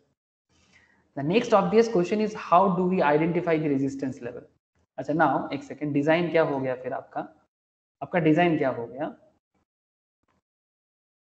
एक सेकंड, क्या क्या पॉइंट आ गया सामने पॉइंट क्या क्या आ गया? फर्स्ट, क्या क्या सवाल मन में चल रहा है? Resistance of 215 implies there is likely of excess supply. Excess supply builds selling pressure. And third point, selling pressure tends to drag the price lower. As the reason stated above, when a trader is long, जब कोई trader long सोचता है, मतलब simple है, long सोचने का मतलब होता है 206 में बाई करना है और 215 तक जाना है। ठीक है, this is called long by. Okay, और मतलब लॉन्ग पोजीशन लेना। और शॉर्ट क्या होता है? इस लॉन्ग का उल्टा होता है शॉर्ट सेलिंग। शॉर्ट सेलिंग क्या होता है? 206 में सेल करना है और 200 में आके बाई कर लेना है ना? ये भी तो होता है जब हम लोग बियरिश मूवमेंट में मार्केट में रहते हैं, जब मतलब मार्केट जब गिरता है उस टाइम पे शॉर्ट सेलिंग होता है, मतलब आप पहले सेल करते हो, बाद में बाई करते हो, जो मार्केट प्राइस कम हो जाते हैं। इंटरेस्टिंग पॉइंट ना, शॉर्ट सेलिंग आप बहुत लोगों को पता है, और फ्यूचर एंड ऑप्शंस में तो ये बहुत ज्यादा यूज होता है। ठीक है, इंट्राडे में शॉर्ट सेलिंग करने का मौका आपको मिलता है नॉर्मल मार्केट में, मतलब शॉर्ट मार्केट में, बट फ्यूचर एंड ऑप्शंस में तो आप आराम से शॉर्ट सेलिंग कर सकते हो, वहां पर तो पूरा का पूरा मौका है। मतलब ऑन दैट केस आप समझते हो कि मार्केट 206 में है तो मार्केट नीचे जाएगा, एंड यू फील दैट कि मार्केट का टारगेट जा सकता है 200 में, तो देन आप क्या करोगे? आप 206 में सेल कर दोगे। ये आपका फर्स्ट काम होगा। सर ऐसा पॉसिबल है? यस, इसमें आपको ज्यादा चिंता करने का जरूरत नहीं है, एक्सचेंज इसको देख लेगा। ठीक है, आपको बस सेल का बटन दबाना है, और 200 में क्या कर लोगे? आप 200 में बाई कर लोगे जब ये 200 का पॉइंट हिट करेगा। ठीक है, तो ये ऑटोमेटिक होगा। ठीक है, अब आपको चिंता करने का नहीं है सर कि जो मैंने खरीदा नहीं वो सेल कैसे कर दिया मैंने। ठीक है, वो स्टॉक इसको ना ऑटोमेटिक देख लेता है कि भाई इसका मैटर, मतलब इंट्राडे के केस में बता रहा हूं मैं, इंट्राडे के केस में बता रहा हूं कि ये एक्सचेंज का काम है, वो देख लेना, वो स्क्वायर ऑफ करेगा अपने हिसाब से। You don't need to worry about this. ठीक है, आपको सेल करना है करो और बाद में बाई करना है करो। ठीक है, अगर वो लिमिट वगैरह का प्रॉब्लम नहीं है तो फिर ये आराम से आप इसको बाइंग सेलिंग शॉर्ट सेलिंग कर सकते हो, मार्केट जब डाउन मूवमेंट है। ठीक है, उस पॉइंट में मैं 2 मिनट बाद आता हूँ। Selling pressure tends to drag the price lower. Hence, the reasons stated above, when the trader is long, he can look at resistance points. मतलब जब कोई भी लॉन्ग खेलता है, लॉन्ग खेलना मतलब वही 206 में बाई करके 215 तक जाने का सोच रहा है, दिस इज कॉल्ड लॉन्ग. अब इसी में उसको रेजिस्टेंस के बारे में सोचना चाहिए. To set targets and to set exit points for trade, एंड उसको एग्जिट पॉइंट फील करना चाहिए. एग्जिट पॉइंट यहाँ पर क्या हो गया 215, ठीक है, हमारा करंट एग्जाम्पल के हिसाब से. Also with the identification of the resistance level, क्योंकि हम लोगों ने रेजिस्टेंस लेवल आइडेंटिफाई तो कर लिया, कैसे बनता है वो अभी तक नहीं फील किया हमने प्रॉपर वे में, थोड़ा बहुत समझ आ रहा है बट नॉट एग्जैक्टली. अब रेजिस्टेंस लेवल को जैसे ही हम लोगों ने आइडेंटिफाई कर लिया, एग्जिट पॉइंट समझ में आ गया, एंट्री तो समझ आ ही गया था ना sir, buy 206, stop loss 202 and target 215. Okay, the next obvious question is how do we identify the resistance level. एक के बाद एक सवाल, एक एक पॉइंट समझ रहे हैं और एक एक सवाल आपके मन को एकदम पकड़ रहा है. Identifying price points as either support or resistance is extremely simple. This identification process is the same for both support and resistance. चाहे आप resistance को देखो, चाहे आप support को देखो, दोनों के लिए same concept है, same. If you understand resistance, then you can also understand support. Easy है. But if the current market price is below the identified point, suppose 206 आपका current market price है और resistance अगर 215 है, this is the 215 क्या है आपका resistance है, ये आपका एबव मार्केट प्राइस है ना, और 206 के नीचे मतलब 206 अगर करंट मार्केट प्राइस है, if the current market price is below the identified point, okay, if current market price is below the identified point, this is called resistance point, else it called a support point. मतलब अगर 206 आपका current market price है और 200 अगर आपका 206 से नीचे है, तो 200 में बी योर सपोर्ट पॉइंट. मतलब सपोर्ट करंट मार्केट प्राइस से बिलो में रहेगा और रेजिस्टेंस करंट मार्केट प्राइस से ऊपर होगा, अबव होगा. क्या आपको बात समझ में आ रहा है? या फिर आप ऐसे सोच सकते हो, if current market price is below the identified point, मतलब आइडेंटिफाइड पॉइंट क्या है, this is your 215 is your identified point. If identified point is below, if current market price 215 से नीचे है तो करंट मार्केट प्राइस रेजिस्टेंस है. अगर current market price 200 से ऊपर है, then this 200 identified is your support. But how मतलब जस्ट ऑपोजिट खेल चलता है सपोर्ट एंड रेजिस्टेंस का. Current market price is the base, current market price को बेस करके ऊपर में है तो रेजिस्टेंस है, नीचे है तो सपोर्ट है. बट यही तो है कि सर ये सपोर्ट या रेजिस्टेंस को ढूंढना कैसे है. अरे सर ढूंढने निकलना पड़ेगा ना. देखो सर कैसे सपोर्ट दे रहा है. Since the process is the same, let us process to understand support and we will follow it up with the procedure to identify and SR. चलो देखते हैं सपोर्ट. तो पहले थोड़ा सपोर्ट के बारे में 2-4 बातें हो जाना चाहिए. तब से रेजिस्टेंस कर रहे हैं, सपोर्ट के बारे में तो कुछ बोला ही नहीं. सपोर्ट रूट हो जाएगा ना सर, सपोर्ट को मनाना पड़ेगा. Having learned about resistance, understanding the support level should be quite simple and intuitive. As the name suggests, the support is something that prevents the price from falling further. Support वैसा price है जो price को गिरने से रोकता है. ये image आपको कुछ सिखा रहा है, ये इमेज आपको कुछ बता रही है. कार्टून क्या बता रहा है? कार्टून आपको प्राइस को गिरने से रोक रहा है ना. हेलो सर बोलो, ये इमेज कुछ बता रहा है कि नहीं बता रहा है आपको? फॉलिंग फर्दर से रोक रहा है सपोर्ट. ये सपोर्ट प्राइस एक ऐसा प्राइस है जो प्राइस को और नीचे जाने नहीं देना चाहता. मतलब वो गाना है ना, जाने नहीं देंगे तुम्हें, एग्जैक्टली वो जाने नहीं देंगे तुम्हें कर रहा है, ठीक है, और नीचे जाने नहीं देंगे, ठीक है. और रेजिस्टेंस बता रहे कि वो और ऊपर जाने नहीं देंगे, ठीक है. इसी के बीच में लटकते रहो. अब यही है सपोर्ट रेजिस्टेंस का खेल. Now look sir, support level is a price point on the chart where the trader expect maximum demand. Support level में सबसे ज्यादा डिमांड होता है ट्रेडर के लिए in terms of buying coming into the stock or index.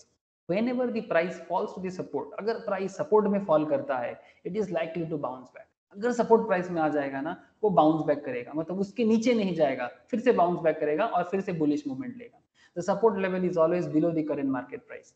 Current market price जो भी चलेगा, सपोर्ट लेवल उसके नीचे ही रहेगा. करंट मार्केट प्राइस जो भी होगा, सपोर्ट लेवल उसके नीचे होगा, ठीक है, सपोर्ट लेवल उसके नीचे होगा. देखो सर अभी एग्जांपल्स देते हैं. There is a maximum likelihood that a price could fall till the support. Maximum एक प्राइस कहां तक जा सकता है? सपोर्ट लेवल तक जा सकता है. कंसोलिडेट कर सकता है, एब्जॉर्ब कर सकता है डिमांड को and then start to move upwards.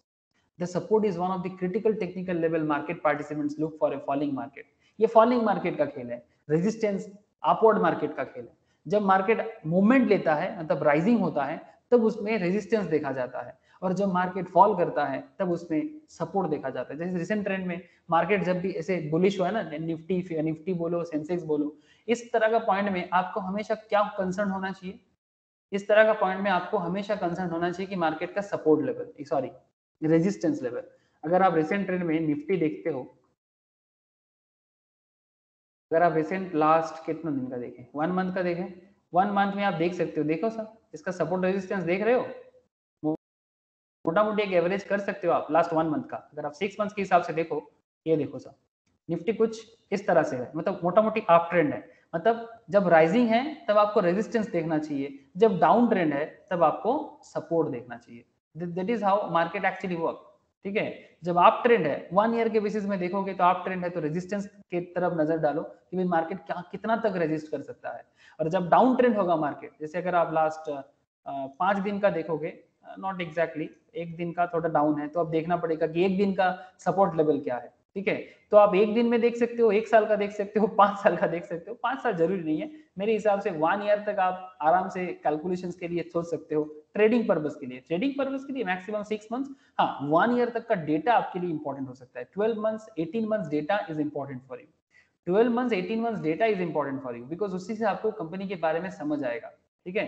अब चलो मैं आपको सपोर्ट में थोड़ा और गहराई में लेके जाता हूँ। कहाँ चला गया मेरा सपोर्ट का नोट्स, ओके। तो अब देखो सर सपोर्ट कैसे समझेंगे, सपोर्ट को कैसे समझना है। There is a maximum likelihood that the price could fall till the support, consolidate, absorb the demand and then start to move upwards, and support के बाद फिर से मार्केट मूव करेगा। अब चलो एक सिप्ला का चार्ट मिला है यहाँ पर, क्या मिला है सर, सिप्ला का। सिप्ला के बारे में जानते हो ना सर, ऐसे सिप्ला देखो टेक्निकल में कंपनी इंपॉर्टेंट है ही नहीं, पहला बात टेक्निकल पे कंपनी इंपॉर्टेंट है ही नहीं। सर क्या ये कंपनी में इन्वेस्ट करना चाहिए, अरे भाई टेक्निकल पे क्या कंपनी इन्वेस्टमेंट, टेक्निकल पे तो बस आप कंपनी का चार्ट देखो, मूवमेंट देखो, शॉर्ट सेल में कमाओ, लॉन्ग सेल लॉन्ग में कमाओ, ठीक है। टेक्निकल पे company is not very important. हाँ निफ्टी 50 का कंपनीज में आप ट्रेड ले सकते हो, ठीक है, ज्यादातर वही लोग करते हैं। Here is the chart of Cipla Limited. The horizontal line coinciding at 435 on chart makes the support level for Cipla. ऐसे तो दवाई बनाने वाले कंपनी है, नाम सुने होंगे आप लोग, है ना, दवाई बनाते हैं सर, मेडिसिन मैन्युफैक्चरिंग कंपनी है सिप्ला, अच्छा कंपनी है। अच्छा तो यहाँ पर आप देखो 442 is what sir, what is this 442 बताओ, ये सिप्ला का क्या है 442 करेंटली। हाँ सर आप लोग हो कि नहीं, मार्केट प्राइस है ना, हाँ sir thank you, current market price है, थैंक यू। अब 442 आपका करेंट मार्केट प्राइस है, एंड यहाँ पर हम लोगों ने क्या ढूंढा, आइडेंटिफाई क्या किया 435, दिस इज एक्चुअली सपोर्ट। आपको मैंने अभी बता रहा था कि सपोर्ट करेंट मार्केट प्राइस से नीचे होगा, ठीक है, बिकॉज जब जब मार्केट सपोर्ट लेवल में आएगा उसके बाद फिर से वो बाउंस बैक करता है, उसके बाद फिर से वो बाउंस बैक करता है। अब यही आपको फॉलिंग मार्केट के लिए इंपॉर्टेंट है, जब मार्केट जब डाउन ग्रेड जाता है, जब मार्केट फॉल करता है, तब आपके लिए सपोर्ट बहुत वाइटल काम करता है। अब चलो इसको थोड़ा समझते हैं। तो सपोर्ट लेवल क्या इंडिकेट करता है आपको, ठीक है, इट्स लाइक थ्योरम, आपको प्रूफ के लिए जाना पड़ता है, एक एक पॉइंट को आप देख रहे हो और एक एक का प्रूफ ढूंढ रहे हो। Support level indicate bye the horizontal line is below the current market price. Horizontal line मतलब ये जो लंबा लाइन खींचा गया ना, ये जो हॉरिजॉन्टल लाइन इधर से इधर जो लंबा लाइन लगाया गया, ये लाइन है। सर आप डेली लाइफ में ये कैसे फाइंड करोगे, सर बड़ा सिंपल है, मैं आपको बोला ना इस तरह से होता है नॉर्मली। सपोज ये अंबुजा सीमेंट का जो पॉइंट था, अगर आप इसी में ढूंढना चाहते हो, ये देखो सर कोई भी ट्रेडिंग प्लेटफॉर्म आप यूज करते हो तो आपको क्या करना है, पहले तो आप ये देख लो कि भाई कितना दिन का करोगे, ठीक है। तो ये यहाँ पर देखो 2016 से लेके मेरे यहाँ पर जो कैंडल्स का डेटा है, फ्रॉम 2016 से लेके 2021 का 21 तक का डेटा यहाँ पर है।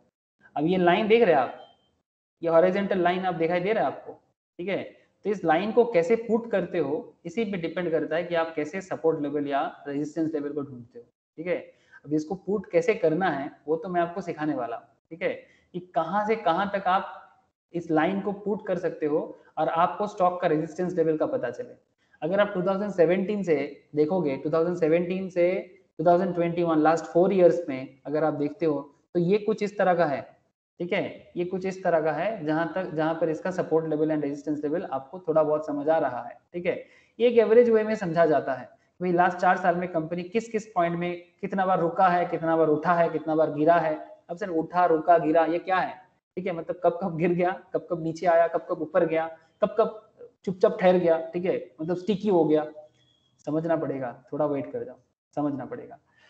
अब 442 करेंट मार्केट प्राइस है, 435 सपोर्ट है, ये तो मैंने आपको कह दिया, ये तो मैंने आपको यहाँ से ये सपोर्ट लाइन ड्रॉ करके मैं आपको कह दिया। अब सवाल है सर, फिर से मन में सवाल चल रहा है, सर ड्रॉ कैसे करना है, wait, but before that again support से क्या सीखने को मिलता है। Support level indicated by the horizontal line is below the current market price. जैसे करंट मार्केट प्राइस 4 कितना है, 442, yes, current market price almost 442 है और सपोर्ट चल रहा है 435, ठीक है, सपोर्ट 435 में है और सीएमपी 442 में है, ठीक है। अब find the support level 435 and current candle is 442. The current candle and its corresponding price level are encircled for your reference. Like we did while understanding resistance, let us imagine a bearish pattern. अब एक bearish pattern ढूंढना है, क्या ढूंढेंगे, because falling market है ना, why bearish pattern, जब market falling है तो bearish पे ढूंढना पड़ेगा। आपको ये बात समझ में आ रहा है, मतलब हम लोग जब रेजिस्टेंस को देख रहे थे तब हम लोग बुल पैटर्न ढूंढ रहे थे, लेकिन जब हम लोग फॉलिंग मार्केट मतलब जब हम लोग सपोर्ट ढूंढेंगे तब हमें क्या ढूंढना है, बेरिश पैटर्न ढूंढना है, ये नो,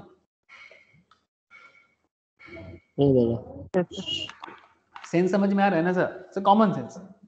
जब मार्केट डाउन में है, मार्केट बेरिश है, फॉलिंग मार्केट में सपोर्ट ढूंढ रहे हो, बेसिकली आपका काम क्या है, सपोर्ट को आइडेंटिफाई करना। तो when you want to identify support then you have to find out bearish pattern.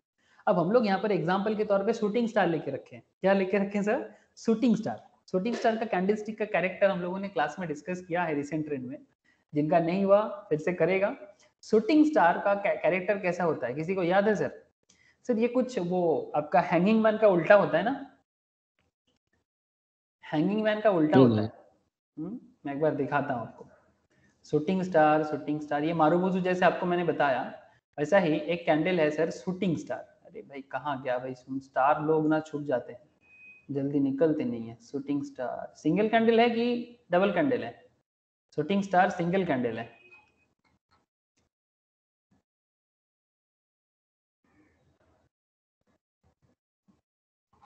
मिल जाएगा, यहीं पर होगा, मल्टीपल से थोड़ा सा पहले है, सिंगल कैंडल स्टिक्स में शूटिंग स्टार। अब शूटिंग स्टार का एक स्पेशलिटी है कि ये जस्ट उल्टा लटकता है, ये देखिए, दिखाई दे रहा है क्या शूटिंग स्टार आप लोगों को? नाम दिखाई दिया, पैटर्न नहीं दिखाई दिया। चलो मैं पैटर्न दिखाता हूँ आपको। ये एक बाटा इंडिया का एक पैटर्न था, बाटा है ना, बाटा जूता, उसी का एक पैटर्न यहाँ पर लिया गया था। क्या आप लोगों को दिखाई दे रहा है ऐसा? प्लीज लुक हियर, ये जो इसका लाइन बना है, ये लाइन दिखाई दे रहा होगा आप लोगों को? हेलो, हाँ, है ना? हाँ। एग्जैक्टली, ये आपका शूटिंग स्टार है। और ये शूटिंग स्टार यहाँ क्या कर रहा है ये शूटिंग स्टार मार्केट को देखिए नीचे की तरफ लाया है। ये देखने में इन्वर्टेड पेपर अम्ब्रेला जैसा है, इन्वर्टेड पेपर अम्ब्रेला, मतलब पेपर अम्ब्रेला ना ऐसा देखने में होता है, कुछ इस तरह का देखने में होता है। इसका जो शैडो है वो नीचे की तरफ होता है, बट ये उल्टा होता है, ठीक है। पेपर अम्ब्रेला भी अप ट्रेंड में होता है। इसका कॉन्सेप्ट है कि ट्रेंड जो है अप ट्रेंड होना चाहिए, मतलब ये नॉर्मल फॉर्म नहीं होगा, इसके लिए प्रायर ट्रेंड इंपॉर्टेंट है। मारुबुजु जैसा नहीं है, मारुबुजु में ट्रेंड इंपॉर्टेंट नहीं है कि भाई पिछला ट्रेंड क्या है, इंपॉर्टेंट नहीं था, बट शूटिंग स्टार के केस में प्रायर ट्रेंड क्या है इंपॉर्टेंट है। तो अगर हम लोग यहाँ पर आपको पूछे कि प्रायर ट्रेंड क्या है शूटिंग स्टार के बेसिस में, तो आप क्या बोलोगे? प्रायर ट्रेंड बुलिश है, मतलब इसका पहला जो ट्रेंड चल रहा था बाटा इंडिया में वो क्या चल रहा था, बोलिए? बुलिश चल रहा था ना। हेलो, बाटा इंडिया का ट्रेंड बुलिश ट्रेंड चल रहा था। अब बुलिश ट्रेंड के जब टॉप पोजीशंस में रहेगा, मतलब जब मार्केट अपने आप को और हाई लेके जाना चाहता है, मतलब बुल और कंट्रोल लेना चाहता है, ऐसे पोजीशंस पे शूटिंग स्टार का अगर आविर्भाव हो जाता है, जैसे भगवान का आविर्भाव होता है ना, वैसा ही अवतार का आविर्भाव जब भी ऐसे देखता है कि भाई आविर्भाव हो गया, मतलब उसका तो मतलब एंट्री ले लिया। अब शूटिंग स्टार का एंट्री मार्केट को नीचे की तरफ खींचता है। ये शूटिंग स्टार का कैरेक्टर है। जिन लोगों ने शूटिंग स्टार का क्लास करके रखा है दे कैन अंडरस्टैंड कि what is the character of shooting star and how to use shooting star. उसमें भी स्टॉप लॉस कैसे लगाना है अलग एज पर शूटिंग स्टार भी हम लोगों ने डिस्कस करके रखा। पर ठीक है, अभी मैं डिटेल्स में नहीं जाना चाहता शूटिंग स्टार में। मेरे को बस इतना कहना है कि शूटिंग स्टार अगर आप ट्रेंड में फॉर्म हो जाए वो मार्केट को क्या करता है, वो मार्केट को बेयरिश करता है। Is this point clear?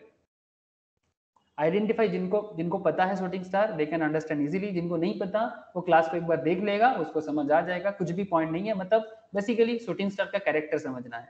But shooting star का कैरेक्टर तो आप समझ जाओगे, but point is that shooting star जब भी आपको दिखे वो मार्केट को डाउन ट्रेंड करने का चांसेस बढ़ जाता है, होगा ही होगा, ऐसा चांसेस तो आपको एक्सपीरियंस के साथ पता चलेगा। मार्केट में देखा गया है कि जब जब शूटिंग स्टार आया है तब तक मार्केट डाउनग्रेड हुआ है बुलिश मूवमेंट में। प्रायर ट्रेंड बुलिश है, ऐसे मूवमेंट में अगर शूटिंग स्टार का एंट्री हुआ है तो नेक्स्ट मूवमेंट में मार्केट अपने आप को नीचे ही लेके आया है, मतलब मार्केट फॉलिंग हुआ है। अब ऐसे फॉलिंग मूवमेंट में आपके लिए वाइटल क्या पॉइंट हो जाता है? जब मार्केट फॉलिंग है, ऐसे फॉलिंग मूवमेंट में आपके लिए वाइटल क्या हो जाता है? सपोर्ट को ढूंढना ना, ये सुनो, बिकॉज जब तक आप सपोर्ट नहीं ढूंढ पाएंगे तब आप टारगेट कैसे फिक्स करेंगे? आई होप यू अंडरस्टैंड सर। जब तक आप फॉलिंग मार्केट में आपको सपोर्ट नहीं पता चलेगा तो आप टारगेट कैसे फिक्स करेंगे? अब चलो मजा आ गया। While the support level is 435 and current market price is 442.5, the current candle जो आपको दिखाया गया है, perhaps the shooting star is 442 with a high of 446. Shooting star जिसका करंट प्राइस क्या चल रहा था 442, ये इसका जो हाईएस्ट पॉइंट है शूटिंग स्टार का, मान के चलो 446। हाईएस्ट पॉइंट कैसे पता चलता है? जब आप शूटिंग स्टार इंडिविजुअली पढ़ोगे तब भी समझ जाओगे, और अगर आप यहाँ से भी देखना चाहते हो आप यहाँ भी देख सकते हो। ये देखो लास्ट कैंडल है, ठीक है, ये करंट प्राइस है 442, ठीक है। अब इसका ये जो लोएस्ट लाइन है ना, ये जो 442 का जो लोएस्ट नहीं सॉरी हाईएस्ट लाइन है, मतलब जहां तक ये मार्केट उस दिन में हाईएस्ट गया है, यहाँ पर मैं आपको कैंडल शो नहीं कर सकता। इसका मतलब है कि जो लास्ट कैंडल होगा उसका जो हाईएस्ट पॉइंट होता है ना, वो दिन का हाईएस्ट होता है। इसका मतलब ये दिन का high point, open high low close, इसी से तो बना है एवरीथिंग।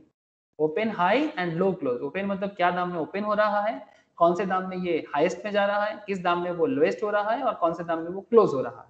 अगर ओपन ज्यादा दाम में और क्लोज कम दाम में तो इसका मतलब दिन बियरिश है, ओपन कम में और क्लोज हाई में इसका मतलब दिन बुलिश है, सिंपल बात है। अब ये तो चलो सब कैंडलस्टिक जब पढ़ोगे, जिनका नहीं हुआ वो ऐसे ही रिवाइज करोगे तो सारा का सारा ऐसे ही समझ जाओगे। बट सर ये 446 का मतलब ये हुआ कि 442 करंट मार्केट प्राइस और ये कैंडल का हाईएस्ट पॉइंट है 446, बट सपोर्ट बता रहा है 435। आई होप आपको समझ में आ गया सर टारगेट क्या फिक्स करना है।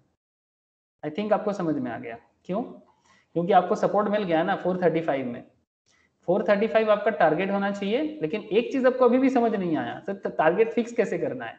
मैं तो आपको बस सपोर्ट पहचान रहा हूँ, मतलब how to use support, but how to find support ये नहीं सीखा हम लोगों ने अभी तक। तो 442 को आपको एंट्री करना चाहिए। हाई कितना जाना चाहिए? 446 हाईएस्ट है इसका, तो ये आपका स्टॉप लॉस होना चाहिए, ठीक है। तो 442 में एंट्री करो, 446 में स्टॉप लॉस लगाओ और 435 को टारगेट फिक्स करो। मतलब ये शॉर्ट सेलिंग के लिए है, ये this is for short selling purpose, ठीक है। सपोर्ट एट 435, 435 आपका टारगेट है। Support at 435 implies that there is a maximum likelihood of excess demand to emerge। मतलब 435 के बाद मार्केट फिर से डिमांड क्रिएट करेगा। इसका मतलब है कि आप अपना टारगेट फुलफिल कर चुके हो, सेल करके निकल जाओ, मतलब बेसिकली बाई करके निकल जाओ, सेल नहीं करना है, शॉर्ट सेल ना। तो excess demand builds buying pressure, जब डिमांड बढ़ जाएगा बाइंग प्रेशर आ जाएगा, मार्केट फिर से मूवमेंट लेगा। Buying pressure tends to drag the price higher, और जैसे ही बाइंग प्रेशर होगा वो मार्केट प्राइस को फिर से अपर लेवल में लेके जाएगा।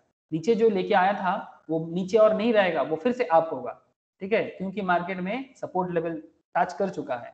Hence, for the reason stated above, when a trader is short means, बार बार बता रहा हूं, 442 में सेल करो, 446 में स्टॉप लॉस लगाओ एंड 435 में पहुंचने से ही बाई कर लो। मतलब आपको यहाँ पर सुनने में ऐसा लग रहा है, बट जब आप रियल लाइफ में करोगे इट्स वेरी सिंपल। सपोज आप यहाँ पर अंबुजा सीमेंट दिख रहे हो ना आप लोगों को, यहाँ पर मैं अगर सेल बटन दबाऊं, ठीक है, जस्ट यहाँ पर इंट्राडे के केस में बता रहा हूँ, आप अपना बाइंग प्राइस यहाँ पर बताओ, सेलिंग प्राइस बताओ यहाँ पर, ठीक है, आप यहाँ पर अपना सेलिंग प्राइस बताओ और इसको सेल करो, और दिन के जिस पॉइंट में आपका स्टॉप लॉस यहाँ पर फिक्स करो, ठीक है। जस्ट पुट यहाँ पर सेल प्राइस, सपोज 442 मैंने यहाँ पर लिखा, ठीक है, सॉरी 442 नहीं, सपोज 1 क्वांटिटी। ट्रिगर प्राइस मतलब स्टॉप लॉस लगाना है ना, तो आप स्टॉप लॉस ट्रिगर लगा दो, या फिर आप ट्रिगर थोड़ा कम होना चाहिए, और इसके बारे में बाद में बात कर लूंगा मैं। इसको आप प्राइस लगा दो, करंट प्राइस में आपका हो जाएगा 4 435 आपका ये स्टॉप लॉस लगाना है 446 पे, 446 में आप स्टॉप लॉस लगा दो, ठीक है। तो 446 में आपने स्टॉप लॉस लगाया, इसको आप मार्केट कर दो, मार्केट में भी हो सकता है, ठीक है। तो मेरा पॉइंट कहने का बड़ा सिंपल है कि 446 में स्टॉप लॉस लगा के 446 में स्टॉप लॉस लगा के आप बेसिकली स्टॉक को सेल कर दो, और जब टाइम आएगा आप वापस बस बाई कर लेना, और बाई करने से आपका ऑटोमेटिक स्क्वायर ऑफ होगा, बिकॉज एक्सचेंज इसको बाइंग सेलिंग ही समझ लेगा, सेलिंग बाइंग नहीं समझता एक्सचेंज। इंट्राडे के केस में बता रहा हूँ, एक्सचेंज के लिए जब दिन क्लोज होता है ना 3:30 के बाद, वो जब उसको सेटलमेंट करने के लिए बैठते हैं तब वो देखेगा कि भाई सारा दिन में कितना बाई सेल हुआ है, तो कौन किसी ने पहले सेल करके बाद में बाई किया वो उसके लिए इंपॉर्टेंट नहीं है, आप समझ रहे हो। इसलिए शॉर्ट सेलिंग आप कर सकते हो, तब आपका एंट्री होगा 442 में, बट अगर मार्केट बाई चांस आपने सोचा था 435 में जाएगा, आपका टारगेट था 442 से 435, बट अगर बाई चांस ऐसा ना होके 446 की तरफ चला गया तो आपका लॉस, तो सर कितना लॉस खाने के लिए रेडी हो, तो इसलिए 446 में अपना लॉस को लगा सकते हो। तो लॉस तो आपको सहने के लिए रेडी होना पड़ेगा, profit always comes with A loss, तो लॉस के लिए रेडी रहना भी जरूरी है। ऐसा नहीं कि मैं सिर्फ प्रॉफिट ही करूंगा लॉस नहीं खा सकता, तब आपको मार्केट क्यों सर कहीं पर भी रहना नहीं चाहिए दुनिया में, बिकॉज दुनिया इज ऑल अबाउट सुख दुख, सुख दुख तो है ना दुनिया में, तभी सुख है तो दुख है, तो प्रॉफिट है तो लॉस है, सिर्फ सुख और सुख है ऐसा हो ही नहीं सकता, दुख के साथ ही सुख रहते हैं और प्रॉफिट के साथ ही लॉस रहते हैं। अब कम लॉस ज्यादा प्रॉफिट होगा तो आपका मैनेजमेंट अच्छा है, ठीक है, ज्यादा सुखी कम दुखी मतलब आपका लाइफ का मैनेजमेंट अच्छा है। सिंपल बात है, समझ लो तो अच्छा, ना समझो तो और अच्छा।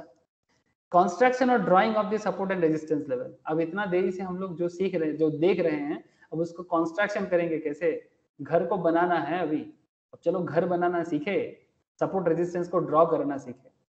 4 स्टेप का गाइड है sir, 4 step guide, how to help you understand how to identify and construct the support and resistance line. अच्छा, ड्रॉ तो करना सीखेंगे अभी, लेकिन उससे पहले एक बार जस्ट पूछना चाहता हूँ कि क्या डिस्कशन समझ में आ रहा है, क्या सपोर्ट रेजिस्टेंस में अपना पकड़ हो रहा है। I just want to ask सभी को। Yes sir.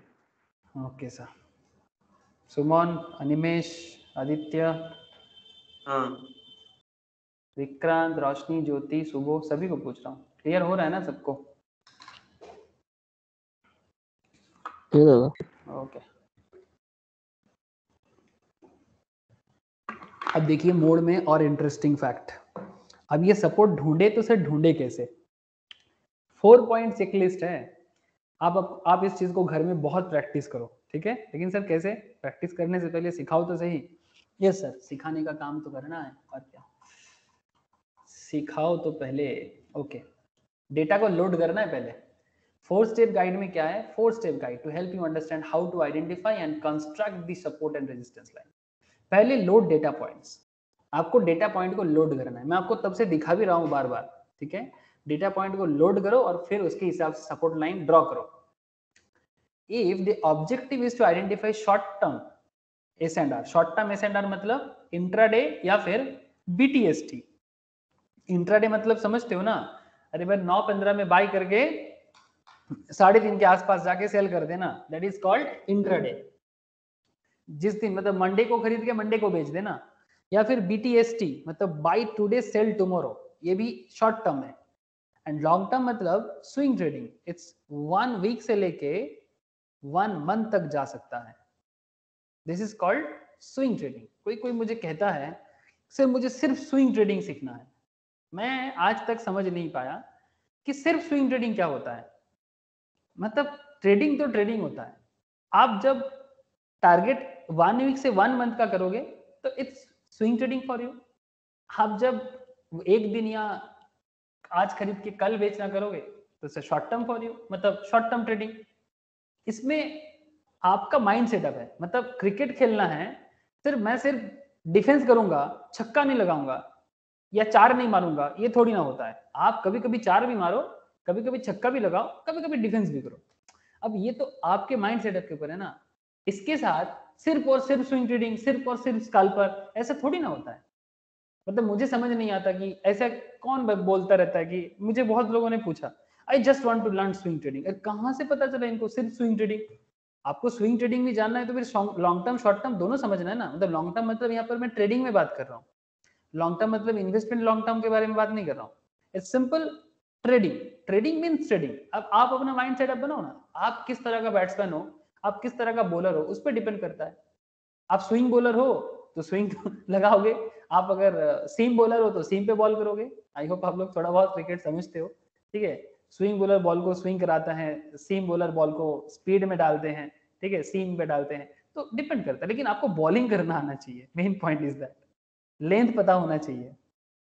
बस आप अपना कैरेक्टर पे आ जाओ कि भाई कौन सा आपके लिए सुइटेबल है, एक दिन के लिए ज्यादा सुइटेबल लगता है या फिर एक मंथ के लिए ज्यादा सुइटेबल लगता है। It's depend on you. आप किस चीज को ज्यादा पहचान पाओगे ये तो आपका एक्सपीरियंस ही आपको बताएगा कि आप 1 मंथ बेसिस में ज्यादा अच्छा ट्रेड ले पाते हो, 1 वीक के बेसिस में ले पाते हो कि एक दिन के बेसिस में ले पाते हो।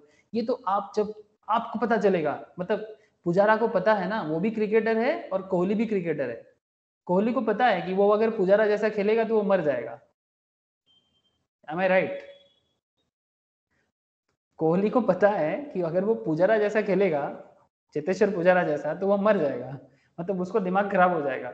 और पुजारा को भी पता है कि वो अगर कोहली जैसा कोशिश करेगा तो भी वो मर जाएगा, मतलब उसके लिए भी खतरनाक सिचुएशन हो जाएगा। बिकॉज इट्स नामुमकिन, क्योंकि अपने कैरेक्टर के बाहर जाके कुछ करना बहुत मुश्किल होता है। मतलब आपको जो करना है आप अपने कैरेक्टर में रह के करो, आपके लिए सुविधा होगा। I hope sir you understand कि मैं क्यों बोल रहा हूँ ये सब पॉइंट। बिकॉज किसी को लॉन्ग टर्म ट्रेडिंग पसंद है, किसी को शॉर्ट टर्म ट्रेडिंग पसंद है। अब आपको जो पसंद है आप यूज करो लो, डेटा पॉइंट के हिसाब से डिपेंड करता है। Look, if the objective is to identify short term support resistance, at least 3 to 6 month data point आपके लिए जरूरी है। If you want to identify long term support resistance, then आपके लिए 12 से 18 मंथ का डेटा पॉइंट जरूरी है। When you load many data points, the chart looks compressed. Obviously, ज़्यादा डेटा पॉइंट होगे तो चार्ट जो होगा compressed दिखेगा. This is also explains why the above chart looks squeezed. मतलब आप पर्टिकुलर कैंडल देख नहीं पाओगे, बट ज्यादा पैटर्न आपको फॉलो होगा। मतलब पैटर्न इन द सेंस आपको ये पता चलेगा कि कहाँ कहाँ सपोर्ट मिला है, कहाँ कहाँ रेजिस्टेंस मिला है, उसका थोड़ा ज्यादा डेटा मिलेगा। सिंपल बात है। चलो देखते हैं।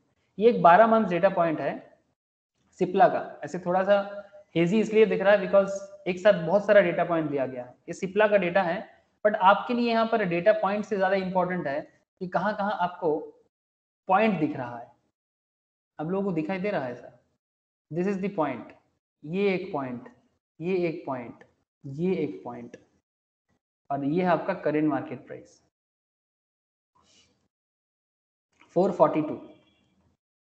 This is current market price. अब इससे क्या बन रहा है, अब ये तो मैं अभी आपको सिखाऊंगा, लेकिन मुझे प्लीज आप ये बताओ कि ये जो सर्कल है ये आपको दिखाई दे रहा है? हेलो, क्या आप लोगों को सर्कल दिखाई दे रहा है? हाँ।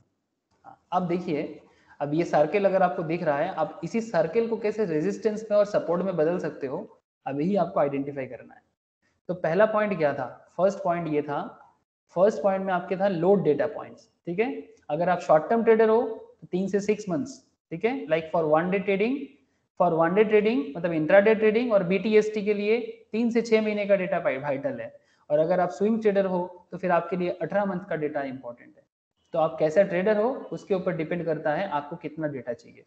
ठीक है, धोनी बनोगे तो ज्यादा भारी बैट से खेलना होगा। Identify at least 3 price action zone. कितना प्राइस एक्शन ढूंढना है? 3 प्राइस एक्शन जोन ढूंढना है, कम से कम 3, एटलीस्ट, ज्यादा भी ढूंढ सकते हो।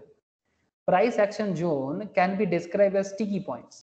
स्टिकी पॉइंट्स मतलब जहां पर जाके स्टॉक में मूवमेंट नहीं होता। On chart where the price has displayed at least one of the behaviours. कौन सा behaviours? Hesitate to move up, मतलब जहां पर है उससे अप होने में हेजिटेट कर रहा है।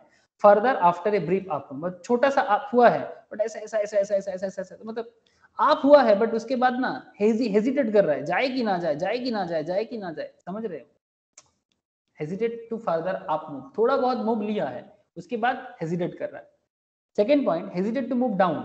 डाउन हुआ है बट हेजिटेट कर रहा है, और डाउन जाए और डाउन जाए और डाउन जाए, मतलब हेजिटेट कर रहा है। शार्प रिवर्सल, उसके बाद एक शार्प रिवर्स करता है, मतलब डाउन जाएगा जाएगा जाएगा जाएगा, फिर अचानक अप हो गया, मतलब लग रहा था डाउन होगा बट कोई कैंडल आ गया मारू बुजू जैसा, अप हो गया। मूवमेंट को ही चेंज कर दिया, sharp reversal at particular price point. तो क्या 3 पॉइंट हो गया sir? Hesitate to move up, hesitate to move down and sharp reversal, या तो अप रिवर्सल या तो डाउन रिवर्सल। सर कैसे पता चलेगा? अरे ऐसा बहुत दिखता है मार्केट में, ऐसा ही तो दिखता है ट्रेंड में। अगर आप ट्रेंड को एनालाइज करो, किसी भी स्टॉक में जाओ, आपको यही दिखेगा। आप कुछ तो मैं आपको अभी दिखाऊंगा, ठीक है? तो 3 पॉइंट याद रखिएगा sir, hesitate to move up, hesitate to move down and sharp reversal at particular point. तो यहाँ पर फिर से सिप्ला का एक पॉइंट है, ये देखिए। अच्छा, इस पॉइंट में क्या लग रहा है? हेजिटेट टू मूव, मतलब ये पॉइंट क्या दिख रहा है? Hesitate to move up. In the chart below क्या दिख रहा है? Indicate the price hesitate to move up ना, थोड़ा बहुत। ये देखिए आप मूवमेंट लिया है, उसके बाद और आप नहीं हो रहा है, और आप नहीं हो रहा है, वहीं पर थोड़ा स्टिकी हो गया, ये जो सर्कल किया हुआ है, लुक हियर। उसके बाद अचानक देखिए शार्प रिवर्सल हुआ है, डाउन हुआ है। मतलब आप मूवमेंट में और आपका सोच रहे थे कि और आप होगा, बट नहीं, मार्केट डाउन में चला गया। यहां पर देखिए, यहां पर देखिए आप हुआ ना, थोड़ा बहुत आप हुआ, फिर देखिए बहुत देर तक हेजिटेट कर रहा है, मतलब मार्केट में कोई चेंजेस है ही नहीं काफी दिनों तक, इसलिए सर्कल भी थोड़ा बड़ा हुआ है। सेम टू सेम यहाँ पर देखिए, hesitate to move again up, यहाँ पर भी देखिए हेजिटेट टू अगेन अप। मतलब हर जगह में आपको क्या दिख रहा है? हेजिटेट टू अप का पॉइंट दिख रहा है, ठीक है? अब सिमिलरली मैं आपको हेजिटेट टू डाउन भी दिखाता हूँ, है ना? आपको हर पॉइंट देखना चाहिए कि कैसे समझोगे, मतलब ट्रेंड देख के आपको, मतलब वो आपके नजर में आना चाहिए, ठीक है? नजर में आते हो फिर नजर नहीं आते, ऐसा नहीं होना चाहिए। हाँ, भगवान जैसे नजर में आते हो फिर नजर नहीं आते, ऐसा नहीं होना चाहिए। नजर में आना भी चाहिए और नजर पे दिखना भी चाहिए। अब कैसे नजर में दिखेगा वही आपको समझना है। लुक हियर, ये देखिए नजर में रहते हो पर नजर नहीं आते, पर नजर आना चाहिए। लुक हियर, क्या लग रहा है? फर्दर डाउन होना चाहता है ना? हेलो, डाउन डाउन हुआ था और डाउन होना चाहता है, पर हेजिटेट टू डाउन।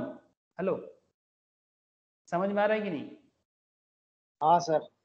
यहाँ पर देखिए हाँ डाउन हुआ है, डाउन हुआ है ना, ब्रीफ डाउन, थोड़ा सा डाउन हुआ है, पर फिर फर्दर डाउन, मतलब हेजिटेट टू डाउन। यहाँ पर भी डाउन हुआ है पर फर्दर हेजिटेट टू डाउन, यहाँ पर भी डाउन हुआ है पर फर्दर हेजिटेट टू डाउन, यहाँ पर भी डाउन, यहाँ पर डाउन हुआ है या नहीं, शार्प रिवर्सल हुआ है, क्या लग रहा है? नहीं, सॉरी सॉरी, यहाँ पर देखिए आपके बाद ये हेजिटेट टू डाउन, मतलब डाउन जा रहा था बट उसके बाद फिर से रिवर्स लिया है। मतलब ये सभी पॉइंट आपको फर्दर डाउन मूवमेंट से बोल रहे कि डाउन होना चाहता है बट हो पा नहीं रहा है, डाउन होना चाहता है पर हो नहीं पा रहा है। अब शार्प रिवर्सल देखना है, शार्प रिवर्सल मतलब पॉइंट, इस पर्टिकुलर पॉइंट में रिवर्स हुआ है, जैसे कि इस पर्टिकुलर, ये भी सिप्ला का देखो 442.50, यहाँ पर थोड़े डेटा पॉइंट को कम किया गया है इसलिए थोड़ा क्लियर कट इमेज है। 442.50 करेंट मार्केट प्राइस है, मतलब इस पर्टिकुलर चार्ट में शार्प रिवर्सल आप में था, हेजिटेट थोड़ा बहुत किया लेकिन डाउन हो गया। यहाँ पर डाउन होने का सोच रहा था, डाउन होने का सोच रहा था, बट मार्केट देखिए अचानक रिवर्स ले लिया। इसके पीछे कोई ना कोई कैंडल है, ये रिवर्सल के पीछे, वो कैंडल तो आप कैंडल स्टिक्स जान के समझ जाओगे, ठीक है? बट करेंटली मैं आपको कैंडल नहीं समझा रहा हूँ, सपोर्ट एंड रेजिस्टेंस समझा रहा हूँ। अगेन डाउन आप में जा रहा था बट अचानक डाउन हुआ, ये भी डाउन होने का सोच रहा था फिर से आप हो गया, ये भी रिवर्स, अचानक रिवर्स हो गया। तो ये देखिए, ये हर पॉइंट में आपको क्या दिखा? ये हर पॉइंट में आपको ये दिखाई दिया कि मार्केट अपने आप को डाउन लेके जाना चाहता है पर मार्केट डाउन हो नहीं रहा है, मतलब शार्प रिवर्सल हो रहा है मार्केट कंडीशंस में, ठीक है? अब ये हो गया आपका स्टेप 2, ठीक है? ये हो गया आपका स्टेप 2। 3 स्टेप, स्टेप 2 में आपने क्या किया? फिर से मैं दोहराता हूँ, स्टेप 2 में आपको क्या करना है? आपको ढूंढना है price point, hesitate to move up further after a brief up move, hesitate to move down further after a brief down move and sharp reversal after at a particular price point, ठीक है? ये 3 point में आपको काम करना है step 2 में, ये आपका घर का काम है, ठीक है? इसको ही आपको होमवर्क करना है घर में, अलग अलग पॉइंट ढूंढ के। Now step 3, align the price action zone. जो भी जोन आपको मिलता है उसको आप एक पर्टिकुलर अलाइनमेंट में हॉरिजॉन्टल लाइन पे अलाइनमेंट करो, ठीक है? मतलब सिंपल है, when you look at 12 months chart it is common to spot many price action zone. 12 महीने में ज्यादा सर्कल दिखेगा, लेकिन अगर थोड़ा कम महीने होंगे तो ऑब्वियसली थोड़ा कम प्राइस एक्शन जोन दिखेगा। But the trick is to identify at least 3 price action zone, 3 बहुत वाइटल है आपके लिए 3, that are the same price level. Same price level का 3 एक्शन जोन ढूंढो, तब जाके आपको सपोर्ट रेजिस्टेंस मिलेगा। ठीक है, अब ये जो सिप्ला का आपको दिख रहा है, इसमें आप देखो सेम प्राइस लेवल में प्राइस एक्शन जोन 442 मुझे एक मिला है, ये वाला, ये एक मिला है प्राइस एक्शन 442, और ये मुझे एक मिला है price action zone 420 level. 20 level में एक जोन मिला, एक ही सर्किल मिला जहां पर काफी देर तक स्टे हुआ है। यहाँ पर एक मिला मुझे 442 में, काफी देर तक स्टे हुआ है। ये वाला एक पॉइंट आपको मैंने दिखाया, बट हमें चाहिए 3। ठीक है, that is best. Now look at the following chart. इस पर्टिकुलर में जैसे ही मैंने थोड़ा डेटा पॉइंट ज्यादा लिया, तब जाके मुझे 3 सिमिलर पॉइंट में एरिया मिला। Look at same price point, this is the area जहां पर रिवर्सल मूवमेंट हुआ है। ये भी एक पॉइंट है जहां जिसके बाद एक लंबा हेजिटेशन के बाद रिवर्सल हुआ है। ये भी एक पॉइंट है जहां एक लंबा हेजिटेशन के बाद रिवर्सल मूवमेंट हुआ है। अगर आप ये तीनों लेवल को देखते हो, ये तीनों level is connected with 420। Yes और नो? ये 12 महीने का लेवल है, सिप्ला का ही मैंने यहाँ पर यूज किया है। ठीक है, करेंट प्राइस 442 में चल रहा है। लास्ट 12 मंथ का डेटा पॉइंट से पता चल रहा है कि 3 ऐसा पॉइंट जो एक पर्टिकुलर पॉइंट को कॉमन करता है, और वो पॉइंट यहाँ पर हमें मिल रहा है 420। मैथ्स में कॉमन लेते थे ना बचपन में, मैथमेटिक्स में बचपन में कॉमन लेने का बड़ा आदत था। ठीक है, तो एग्जैक्टली वही हुआ कि भाई कॉमन पॉइंट को ढूंढना है। तो क्या आप लोगों को समझ में आया कि प्राइस एक्शन जोन 420 लेवल कैसे कॉमन हुआ? हेलो, प्लीज टेल मी, क्या आप लोगों को समझ में आया? हाँ हाँ। ठीक है, अब ये 420 लेवल आपको क्या बता रहा है? वेट, ये 420 लेवल आपको क्या बता रहा है? अच्छा मुझे एक चीज बताइए, 442 के नीचे है, 442 करंट मार्केट प्राइस है। जस्ट टेल मी, आप लोगों को मैंने ऑलरेडी सिखा दिया ये पॉइंट। 442 करंट मार्केट प्राइस है, और ये जो 420 मिला हमें उसके नीचे मिला, ये क्या होगा? सपोर्ट होगा कि रेजिस्टेंस होगा? सपोर्ट सपोर्ट सपोर्ट होगा। This is support. Thank you. 442 ऊपर है और 420 नीचे है, तो करेंट मार्केट प्राइस के नीचे होगा, तो this is your support. A very important point to note while identifying these action zones is to make sure these price zones are well spaced। अच्छा एक बात, well spaced मतलब एक एक प्राइस जोन के अंदर ना एक स्पेस होना चाहिए, मतलब ऐसा नहीं लगातार होगा तो नहीं होगा, लगातार नहीं होना चाहिए। कम से कम अगर आप किसी मंथ के फर्स्ट वीक में ढूंढते हो, सपोज ये जो जोन है, इफ दिस इज सपोज मानो ये जुलाई का फर्स्ट वीक है, तो ये सेकेंड वाला जुलाई का लास्ट वीक होना चाहिए। सिमिलरली ये अगस्त का मिड ऑफ अगस्त या अगस्त का लास्ट होना चाहिए। मतलब कम से कम एक एक महीने का गैप नहीं होगा तो फिर आपको लेवल का समझ नहीं आएगा। इतना भी क्लोज ड्यूरेशन मतलब क्लोज पॉइंट में आप कभी भी सपोर्ट नहीं ढूंढ सकते या रेजिस्टेंस भी नहीं ढूंढ सकते। एक रीजनेबल गैप होना चाहिए। तो रीजनेबल गैप के बारे में टेक्निकल कहते हैं सर, जो इतना दिन का प्रैक्टिस है टेक्निकल मार्केट का, टेक्निकल कहते हैं कि if price action zone is identified on second week of May, then it will be meaningful to identify the second price at the fourth week of May। मतलब second week से fourth week का difference well spaced in time। The more distance between two price action zone, जितना ज्यादा distance होगा the more powerful is the S&R identification। जितना ज्यादा distance में आप जोन को आइडेंटिफाई कर पाओगे उतना पावरफुल आपका सपोर्ट रेजिस्टेंस लेवल कहलाएगा, चाहे वो 420 हो सकता है या 430।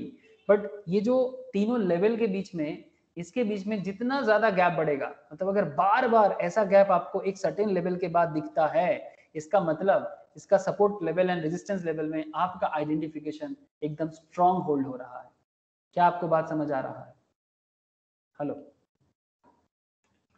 क्या आपको ये बात समझ में आया कि जितना ज्यादा टाइम के बाद आपका ये पॉइंट फॉर्म होगा उतना बेहतर आपका identification. Now step 4, fit a horizontal line। Connect the three price action zone with a horizontal line based on where this line fits with the respect to the current market price, it either becomes a support or a resistance। कहां पर आपका ये support level या resistance level बनता है, ये depend करता है कि आपका करेंट मार्केट प्राइस क्या है। आप तो जानते ही हो, अगर करंट मार्केट प्राइस से नीचे है तो सपोर्ट बनता है, अगर करंट मार्केट प्राइस से ऊपर में है तो रेजिस्टेंस बनता है। बस यही तो है।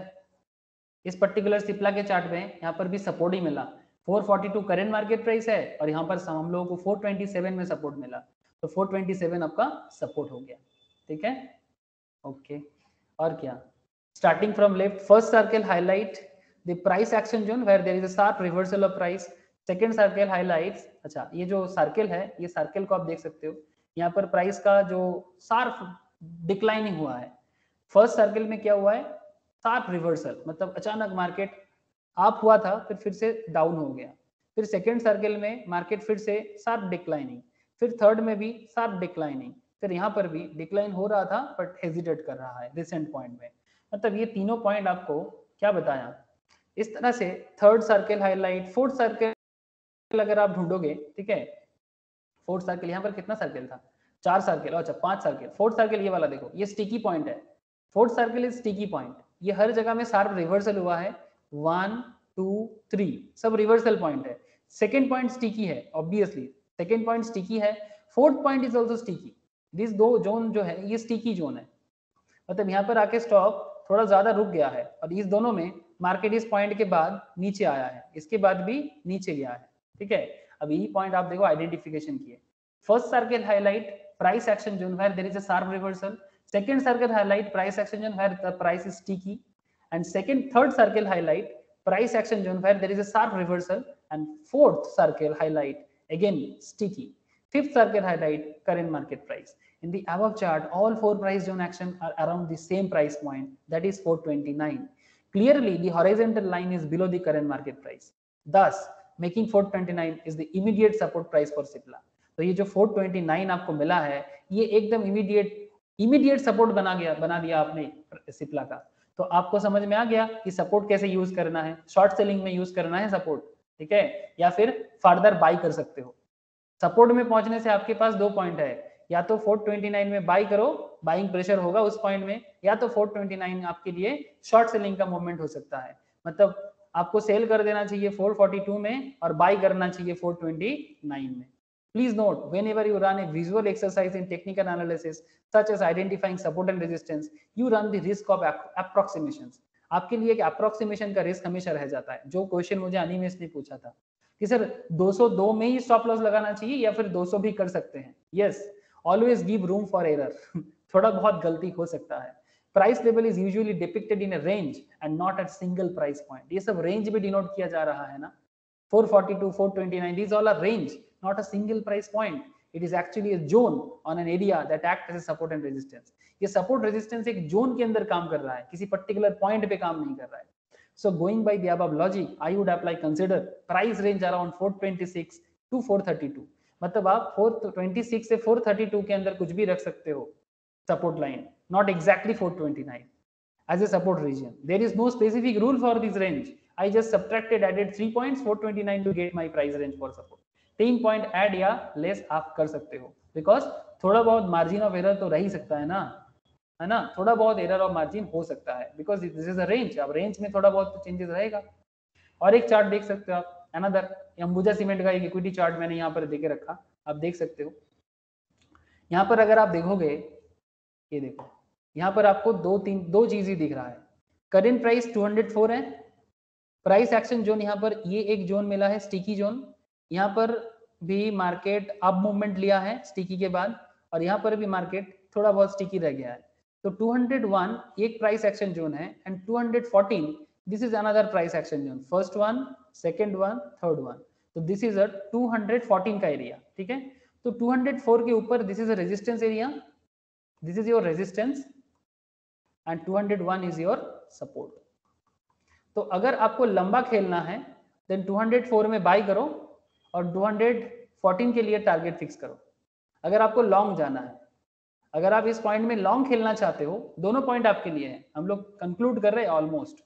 If you want to go long, मतलब बाय 204, टारगेट फिक्स करना चाहिए 214 का, स्टॉप लॉस लगाना चाहिए, कितना लगा है stop loss sir? Stop loss हो जाएगा आपका वही ऑलमोस्ट 201 के आसपास, जो आपका सपोर्ट लेवल है, ठीक है, 201 के आसपास, this is your stop loss. और अगर आप इसी पर्टिकुलर पॉइंट में शॉर्ट खेलना चाहते हो तो फिर आपको सेल करना चाहिए 204 में। अगर आपको लगता है मार्केट और डाउन जाएगा देन सेल करना चाहिए 204 में, एंड 201 या 200 को आपको टारगेट करना चाहिए, और आपका स्टॉप लॉस हो जाना चाहिए 214 या 210 के आसपास का एरिया। थोड़ा बहुत इधर उधर चलता है, बोलो सर समझ में कुछ आ रहा है कि नहीं? सपोर्ट रेजिस्टेंस के थ्रू से टारगेट फिक्स करना समझ आ रहा है, स्टॉप लॉस लगाना समझ आ रहा है? एनी डाउट सर इस पर्टिकुलर पॉइंट पे? बोलिए सर। हेलो, अरे बोलो सर बोलो, समझ में आया कि नहीं आया? विक्रांत, सुमन, रोशनी, ज्योति, हाँ आया? ओके, अनिमेश समझ आया? अनिमेश? हाँ सर। ओके, नेक्स्ट दिन नेक्स्ट क्लास में हम लोग ये पर्टिकुलर पॉइंट में डिस्कस करेंगे, ये एस&आर में कितना रिलायबिलिटी होना चाहिए, कितना रिलायबल हो सकते हो आप एस&आर के प्रति, सपोर्ट रेजिस्टेंस कितना रिलायबल बन सकता है, this should be your point. Okay, तो आज का डिस्कशन तो मेरा इतना तक ही था। आई होप आप लोग सपोर्ट रेजिस्टेंस समझ रहे हो। तो घर में आप एक काम कर सकते हो, कोई भी कंपनी चूज करो, उसका support level, resistance level, recent trend में लास्ट 6 मंथ्स का डेटा से, लास्ट 12 मंथ्स के डेटा से आप कंपनी का सपोर्ट रेजिस्टेंस निकालो और निकाल के आप ग्रुप में डिस्कस करो। जो टेलीग्राम ग्रुप हुआ है आप उसमें डिस्कस करो, अच्छा रहेगा। टेक्निकल ग्रुप जो है, फंडामेंटल एक ग्रुप बना है, उसमें फंडामेंटल का डिस्कशन चल रहा है, इधर आपका टेक्निकल का डिस्कशन करो। ऐसे अनिमेश चालू कर दिया है, मैं बाकी सबको भी बोलूँगा। ऐसे ज्योति ने मुझे कुछ फंडामेंटल डिस्कशन करके बोला था, बट मैं सबको यही बोलूँगा कि आप लोग सभी को कंट्रीब्यूट करो, जो भी आप कर रहे हो डे टू डे लाइफ में उसको कंट्रीब्यूट करो ग्रुप में, अच्छा रहेगा। आप लोगों का भी नॉलेज इंक्रीज होगा और ग्रुप में जो रहेगा उसका भी नॉलेज इंप्रूव करेगा। It's all about regular practice, research and everything. Yes और नो? हाँ निमेश बोलो।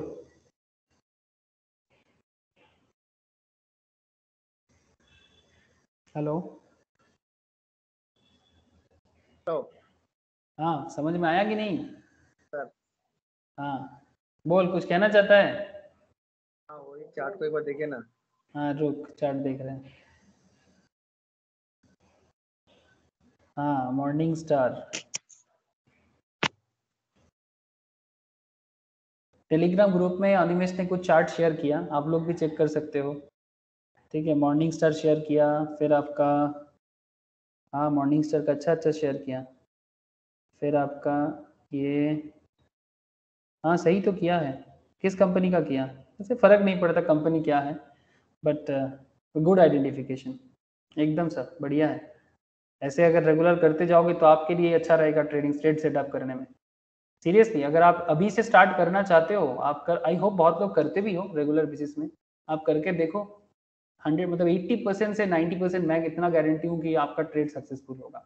10% तो हर जगह में थोड़ा बहुत इधर उधर होता ही है, बट जितना आप लोग सीख चुके हो इससे आप स्मॉल ट्रेड लेना चालू कर सकते हो, और जब पूरा टेक्निकल खत्म हो जाए तब अपना अमाउंट को भी आप बढ़ा सकते हो, ये तो मेरा गारंटी है। लास्ट वाला सर सर जो भेजे है वो कौन सा है? लास्ट वाला तू बोल कौन सा है, ये तो हैमर फॉर्म हुआ है ना? तो पार्टिकुलर तो वो नहीं है ना मॉर्निंग स्टार? ना, it's not a proper morning star, इसमें हैमर फॉर्म हुआ है। ये स्पिनिंग टॉप या दोजी होता तो मॉर्निंग स्टार या इवनिंग स्टार में कुछ हो सकता था, बट लास्ट वाला जो है ये तो नीचे हैमर फॉर्म हुआ है, हैमर के कारण मार्केट अप हुआ है, ये बुलिश हैमर हुआ है, देख ठीक से। लास्ट वाला बुलिश हैमर के कारण, हैमर मारा, बुलिश हैमर, ठीक है, उसके कारण मार्केट देख मूवमेंट लिया है। पेपर अम्ब्रेला का जो था ना, पेपर अम्ब्रेला में दो था, एक आपका हैंगिंग मैन जो बेरिश में आता है, और एक होता है हैमर जो बुलिश में आता है, मतलब डाउन ग्रेड में क्रिएट होगा और मार्केट को आप लेके जाएगा, धक्का मारो मार्केट ऊपर जाएगा, उसके कारण मार्केट आप हुआ है। मतलब ये हो सकता था, ये इवनिंग स्टार हो सकता था, ठीक है, ये मॉर्निंग स्टार हो सकता था, पर मॉर्निंग स्टार इसलिए नहीं हुआ बिकॉज इसके पीछे मेन रीजन हो गया कि ये प्रॉपरली स्पिनिंग टॉप या दोजी फॉर्म नहीं हुआ। अगर ये स्पिनिंग टॉप या दोजी फॉर्म हो जाता तब ये मॉर्निंग स्टार हो जाता, बट अल्टीमेटली ये हैमर फॉर्म होकर मार्केट को आप करेंगे। मतलब कभी सिंगल कैंडल स्टिक आपको मूव करेगा, कभी डबल मल्टीपल कैंडल स्टिक्स आपको मूव करेगा, कभी ट्रिपल कैंडल स्टिक्स आपको मूव करेगा। ऐसे मॉर्निंग स्टार इवनिंग स्टार तो आपका ट्रिपल कैंडल स्टिक्स में आ जाता है ना?